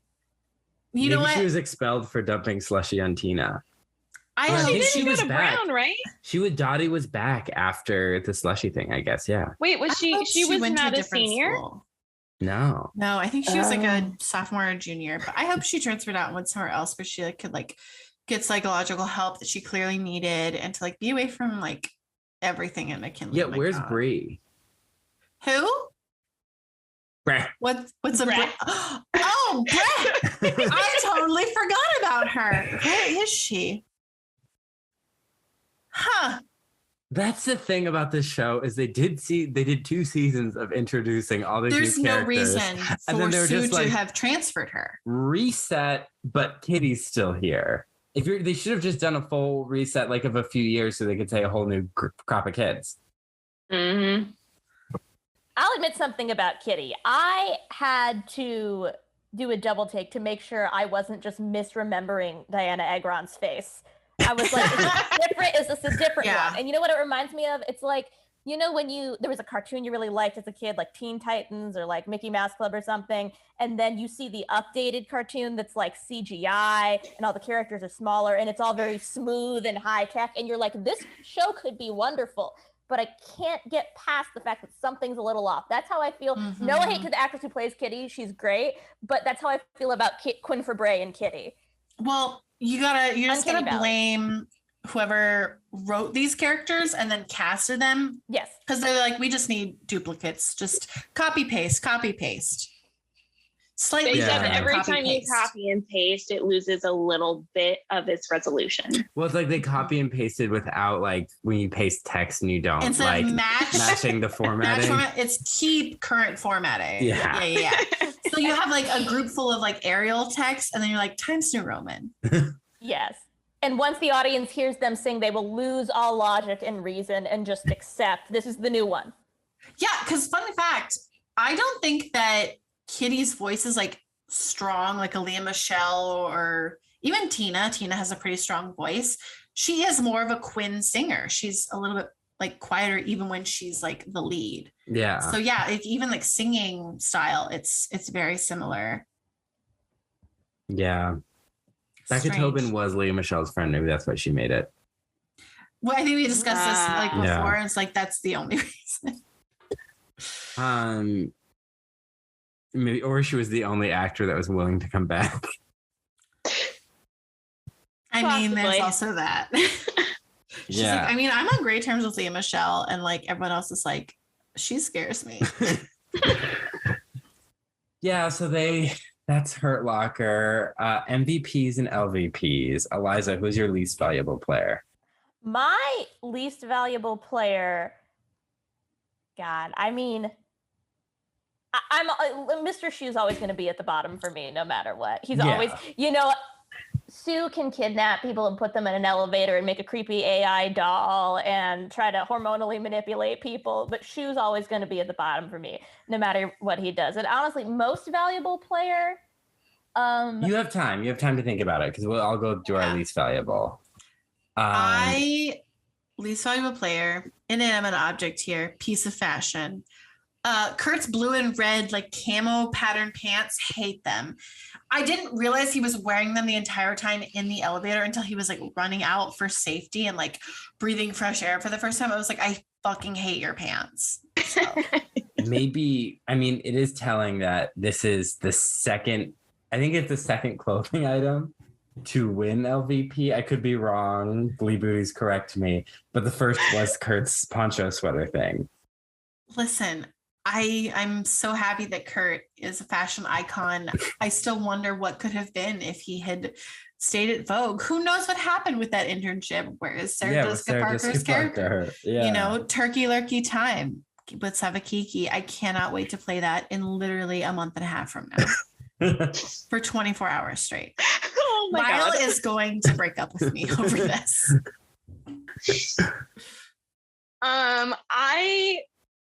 I have a tie. It's either the AI robot, the Sue robot. Yeah. Because it's so fucking creepy.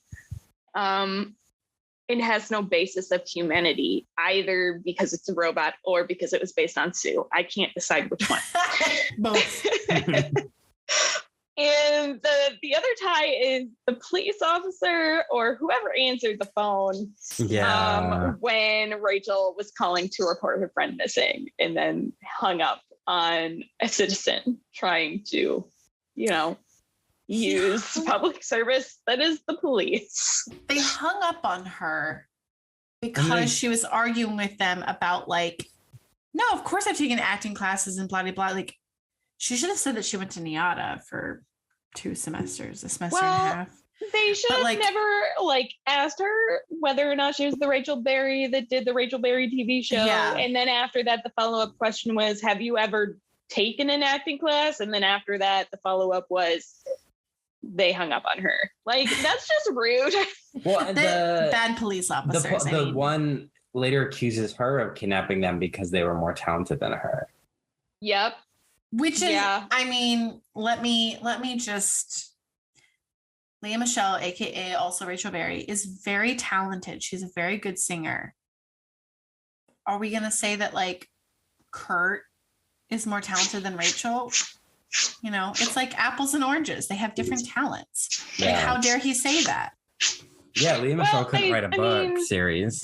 Exactly. She can't read. Mm-mm. She'd write a book, but it is about journaling, and a lot of it is blank pages, I'm pretty sure. Photos, pictures, doodles. And there was a joke about that on Crazy Ex-Girlfriend years before the illiteracy rumors took off. Okay, so you're going with the cops and the Sue robot. Part of me just wants to say Sue because she is insane. She's trapping people in these elevators. Fake elevator. It's literally just a facade. A facade with a bathroom. It's a room of requirement. Yes. Kind of, yeah. There's someone else that I was thinking. I'm going to go with Rachel. Because Rachel says we need these kids to be bullied and allows Kitty to call Roderick Chubbers. She's taking after Mr. Shoe. Just let that happen. Kitty, I wrote this down. Kitty fucking said that Shoe was a kind man who loved to teach. That man is a fucking weirdo and he's a terrible teacher. And he's not kind. He's very selfish. He suspended Marley for not wearing a bikini. I lost my mind. I was like, okay, writers, you want to congratulate yourself on this person that you thought was going to be the protagonist of your show in the pilot, who literally became like a huge antagonist for the audience. Like they hated him so much. Yeah, you literally had to change protagonists. How often does that happen in the show? Wait, you mean a show that's going to target like the teen experience? They don't want a 30-year-old man as a protagonist? Which, is an interesting conversation about how shows get greenlit, especially at the time. True. On a major network. This wasn't the CW, this was Fox. And like they almost needed to position it as a show about an adult man to get greenlit, and then fans just wanted a teen show, so they just like changed it. Woo, white men, go away. Like, what if we had the older white men have weirdly close relationships with all the teenagers? We're geniuses. The kids are gonna love it. Yeah, I'm going with Rachel. Elyza, who's your MVP? My MVP, and first of all, I'd like to say I forgot about the cop, the LVP. Like the cop is just below, so like yeah, I mean, ACAB. But my MVP, I didn't know we could do objects, but now I've decided it's the blue like Macy's dresses that the New Directions wear in the final performance, because I have owned many versions of that dress, and I respect that dress. Is it cringe like 2015 Sears catalog fashion? Yes, but where else? What other kind of dress is modest enough to wear to the neighborhood party with your conservative family members, but also reminds your ex you run into at the party that you have titties and they're wonderful? It is the MVP dress. I love that dress. I love this. Actually, I thought that was great because at first I was like, how'd they get costumes so quickly? But I was like, you know what? Everyone just decides, yes, this is the dress we're getting from Macy's. I thought that exact thing, or that or JCPenney's. Like, yeah, duh. Excellent choice. I have a controversial one. I literally wrote Kitty with 4 question marks. And I think it was because I was like, she's a better coach of this Glee club than Rachel is. And Rachel was in that club for 3 years, 4 years, whatever it was. And I'm like, Kitty literally just like, she literally picked the set list. She had the idea for the set list, picked it. She literally like got people to listen to Rachel, who is their coach. Like she like pulled shit together. And I was like, so I don't know. I mean, I guess for that alone, she made the plot go forward. That's what I'm saying. And she did call Rachel out, which we love. So love it. Mm-hmm. She called her selfish, which is like, Rachel needs to hear that more often. Alyssa? She's like, I can't think of a single good character. I'm just like, describe to the viewers my face. It's utter turmoil. It's turmoil, confusion, sadness. I have to say this. I don't know. They should take the thinker out of all museums and replace it with that marble picture statue of Alyssa. Not even about just a giant picture of Alyssa being like, the fuck am I gonna pick? Like literally hand on her temple, looking down, just like perturbed, racking her brain, like who is a good person in this show? And what is their name? Because there's so many new people. I haven't gotten there. Oh, you know who I'm going to pick? I'm going to pick the warbler who was emotionally open enough to cry on stage when he didn't win the award. Yeah, good for him. Yes. No name warbler. You have my vote. Congratulations for crying on stage in front of everyone. You are more emotionally open than I am. So I was thinking, okay, who did I like this episode? My brain is always just goes like Sam or Blaine because they're hot. But eventually I'm like, I always want to call her Zoe because she was Zoe and Dear Evan Hansen. Madison and Mason for their twin dialogue and being like, everything she says is about her. You're saying that their love duet doesn't cancel that out?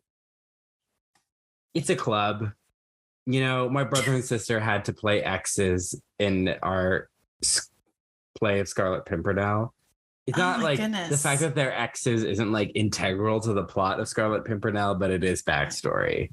Interesting. It's a great book. You should read it. I played Sir Andrew, so when you read it, you can think of me. Is it I also will a literally movie? think of your entire family if I rate it. It is a movie, yes. The movie has a very different ending. Like the final act, wildly different because they rescue Marie Antoinette's son, the Dauphin, in that, and that boy did not get rescued IRL. Oh, Yeah, rest in fucking pieces to that little kid. Yeah, and to his poor sister, who then was traumatized, and then after she died, was shoehorned into the Ever After movie with Drew Barrymore. She did deserve that. Hmm. It's been so long since I've seen that movie. Yeah, the framing device revolves her talking to the Grimm brothers, famous German people. Yeah. Instead of the French one, who wrote the very famous French Cinderella that we all repeatedly remake. Of course. Yeah. Yes. But yeah, Scarlett Pimpernel, my sister played Marguerite, the lead, and my brother was Chauvelin, the villain. And I was Sir Andrew, secondary sidekick. Cute. Yeah. I had to wear makeup and I probably didn't need to because it was a very small stage. Yeah. All right. It's music. I'm like, we're done. I'm like, I guess they sang. This used to be so fun. Like, what songs did they sing? And now I'm like, I don't even know what they sang. Are we counting the War Boy song as 2 songs or 1 song? 2 songs. Oh. 2 songs, baby. But they only sang the one line. It was like, Yeah, it was literally a full, like, at least minute. it was like 2 It was to 2 not a minutes. minute. It was not a minute. No, it was not. it was like 3 lyrics and the chorus. My And sure. that I was mean, it. remember when they did I Love It? I kind of pop and like just That's repeated true. things. Yeah. But I mean, yeah, that's true. We have my Sharona, You Spin Me Round Like a Record. It Must Have Been Love. Father Figure, All Out of Love. That's it. That's it. It was only It was all diegetic. Elyza, what was your least favorite song? My least favorite song was the My Sharona Right Round mashup, because those are such like vice principal songs that the vice principal of your high school plays in like the office to seem cool, but it doesn't come off as cool. It just comes off as threatening. Yeah, I mean, that's a really, really good point. I wrote It Must Have Been Love. I don't love that song, so it must not have been love. And I don't know. I don't like Spencer's voice. It's very plain to me. Kitty's all right, I guess, but yeah, it just didn't stand out to me. I'm also going with It Must Have Been Love. I know I've heard the song before, but obviously it didn't stick with me. And also I agree with you that like it was just kind of boring. Like Spencer and Kitty together, it was not great. Why aren't we just focusing on the person who can really, 2 people who can really sing, Roderick and Samantha Ware's character, Jane? Yeah. Like, those people that like we know that can belt. Yeah. Yeah. All the music was boring this week. And coming from Rachel, she would pick out the stars and make them be the star of the show because she experienced that from Shu. Yeah. It's in her blood. My least favorite was Father Figure.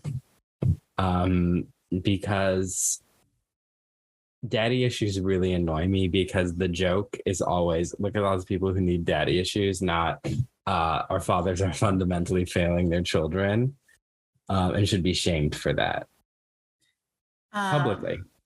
I mean, it's definitely a weird love song. I have a weird relationship. It's a song all about kinks. I love that song because I had heard it definitely before. I don't know if you guys have seen the Keegan-Michael Key and Jordan Peele movie, Keanu. Yes. But it's featured in that movie and it made me like love that song. And so that's kind of what I think about when I hear that song. But if we have a song about kinks, we already have the iconic S&M by Rihanna. You're right. Nah. But yeah, I mean, that song is kind of weird to sing as a teenager. It's weird. It's a weird song. I loved that song when I was a teenager, and I sang it and I belted it, and then it took me a few years before I figured out what it was actually about, and then I was like, oh, maybe I don't like it, but yeah, it's just is what it is. I'll also say, right. Go ahead. Oh, if anyone wants a daddy issue song where the aggression is directed at the dad and it's a dad, you are the issue song, Kyoto by Phoebe Bridgers, one of the greats. Highly recommend. Oh, okay. Cool. I'll have to check that out. Elyza, what was your favorite song in this shit episode? My favorite song in this episode was the little interludes between the seeds, like do do do do do, like the because I realized it sounds like that mode on a smart keyboard where it's like the voice mode. You can select like vocal instead of like piano, and it goes do do do do. Just something nostalgic. It got me back in the Glee mode. It's like an anchor to that psychological space. It's hypnotizing me, just like Sue was to Sam. Yes, it was keeping you grounded in this ungrounded universe because it's floating on international waters. International waters. Yeah. Alyssa, what was your favorite song? I'm actually gonna go with Father Figure. It's the only song that I was like, I thought it was weird because it was teenagers singing about, kinks, but at the same time, I liked the song. I've come full circle. I liked it, and then I didn't like it. Now I like it again. And it is a little bit nostalgic for me. And also, Roderick sang it. So it's just an automatic thumbs up for me. Hannah, what was your favorite song? Hi, I was ordering dinner, aka my boyfriend's gonna cook for me. So I love Father Figure. It is weird. I think it's weird that they were singing it, but I agree. Roderick sounded really great. I did have a problem with the sound mixing though, and this is weird because I'm not really a technical person. But I felt like the chorus was really low. And so you were just hearing him saying things and you couldn't quite tell what they were saying, which is really key to the song. So I thought the sound mixing was kind of weird. So that's why it's not my favorite. It's definitely my second favorite. I actually went with You Spin Me Right Round. That was the one that I was just singing along to. But again, it's also a weird song. Very sexualized. It makes me think of the show Chuck. Whenever there's an episode where whenever a sexy character would walk in, they would play that song. Is that interesting? It makes me think of The Wedding Singer, one of my favorite movies, actually. Wasn't that okay? It was. There's an original and it was remade. Yeah. Okay. Yeah. Yep. Yeah. So this is the original because I think did the Black Eyed Peas remake it? No, it was T.I. or Timbaland, one of the two. It was Kesha, right? I'm not sure. I remember it coming out, and then people were like, "This is a great song." Flo Rida. It was Flo Rida, and I think Kesha was on it. Yeah, I think she was on it. Yeah. I remember 2009. I had to explain that it was a remake, and then people didn't believe me. Yes, but the Warblers version was the 80s Dead or Alive version. Yeah. Yes. That's one I picked just because it was the one I responded to the most. I sang along to pretty much all of them. My Sharona definitely gave me the creeps though. My hot take, It Must Have Been Love, was my favorite. Mainly because it's catchy. But... it's a catchy song. It's the only one I can really remember. I'm all out of love. I'm so lost without you. And pretty sure it was using a Swiffer commercial or something. And I associate it with. Yes, you're right. That commercial.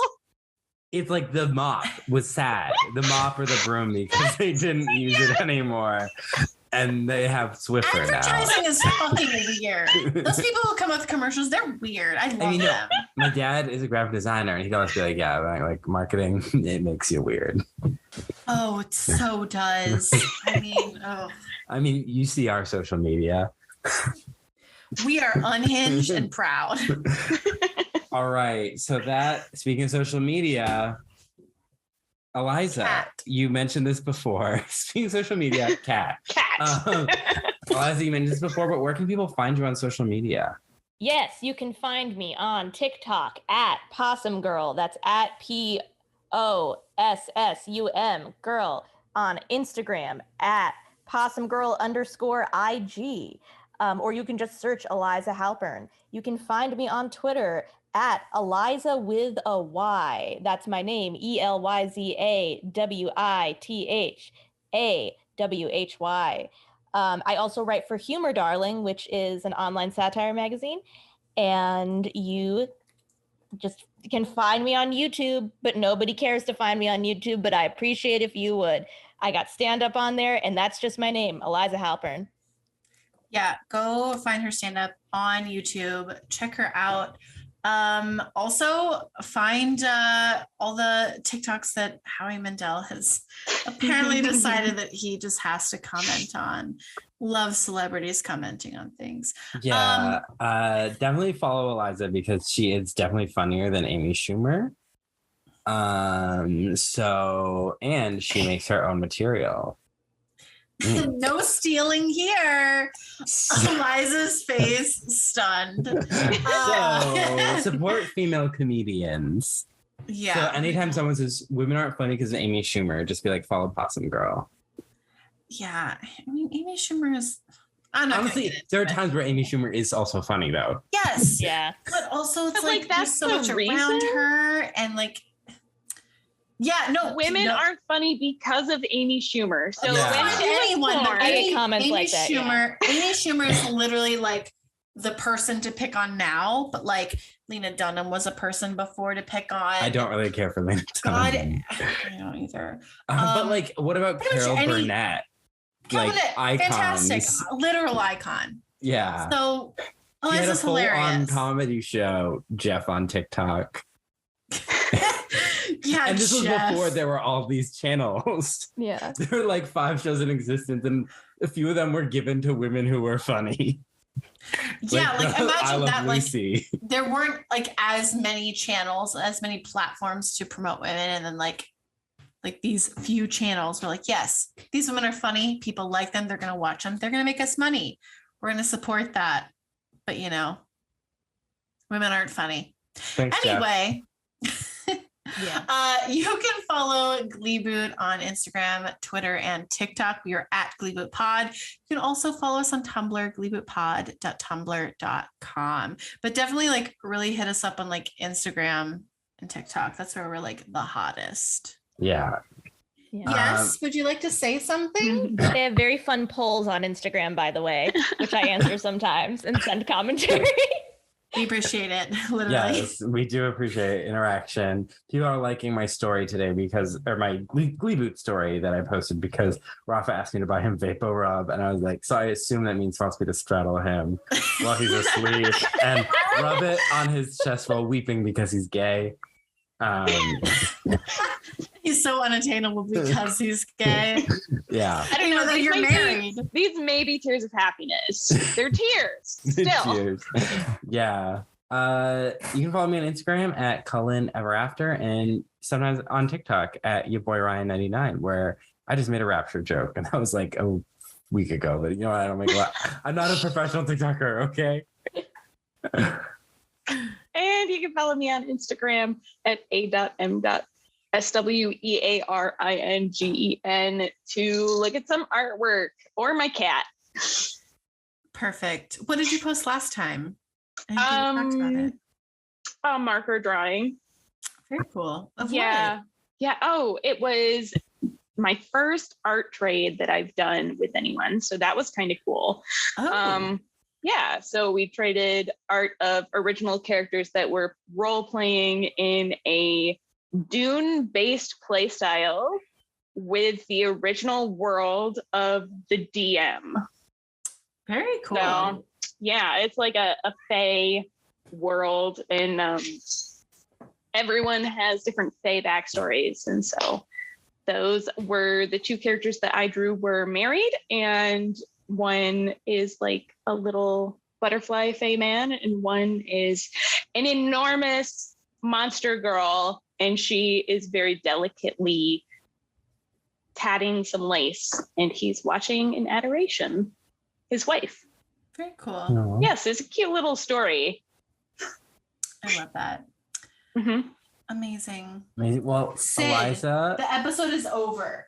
You missed your chance to say stuff about Plane. I'm sorry. He's literally over here like screaming. I'm like, sir, you missed it. God. Elyza, thank you so much for coming on. We hope you had a good time. Of course, anytime. And we are next week is what the world needs now. What the world needs is people like me to keep it all spinning around, as in the song Ride the Cyclone, in the song in the musical Ride the Cyclone. Like a cyclone. Da-na-na-na-na-na-na-na. I don't know the lyrics. It's been so long since I've sung that. Yeah. Tune in next week, and I think, that episode will be a crossover with Glee Aggressive. And I will actually be there this time. I'm so excited. I'm going to thank them so much when we get on with them, but like, I cannot thank them enough for like, also you guys too, like moving your schedules around, because like I'm going out of town for a friend's wedding, and like, I was like, I have to be on there with them. So thank you guys. And I will definitely be sure to thank Glee Aggressive as well. I'm so excited. What's the episode? What the world needs now. I have no idea what happens in it. I think I do, but I don't want to tell you because it is. I don't want to know. Yeah. I just want to be appalled. I want to be appalled. It's no longer surprised. It's just appalled. All right. See you then. Bye. Bye. I'm going to finish this bottle of wine. Gleeboot.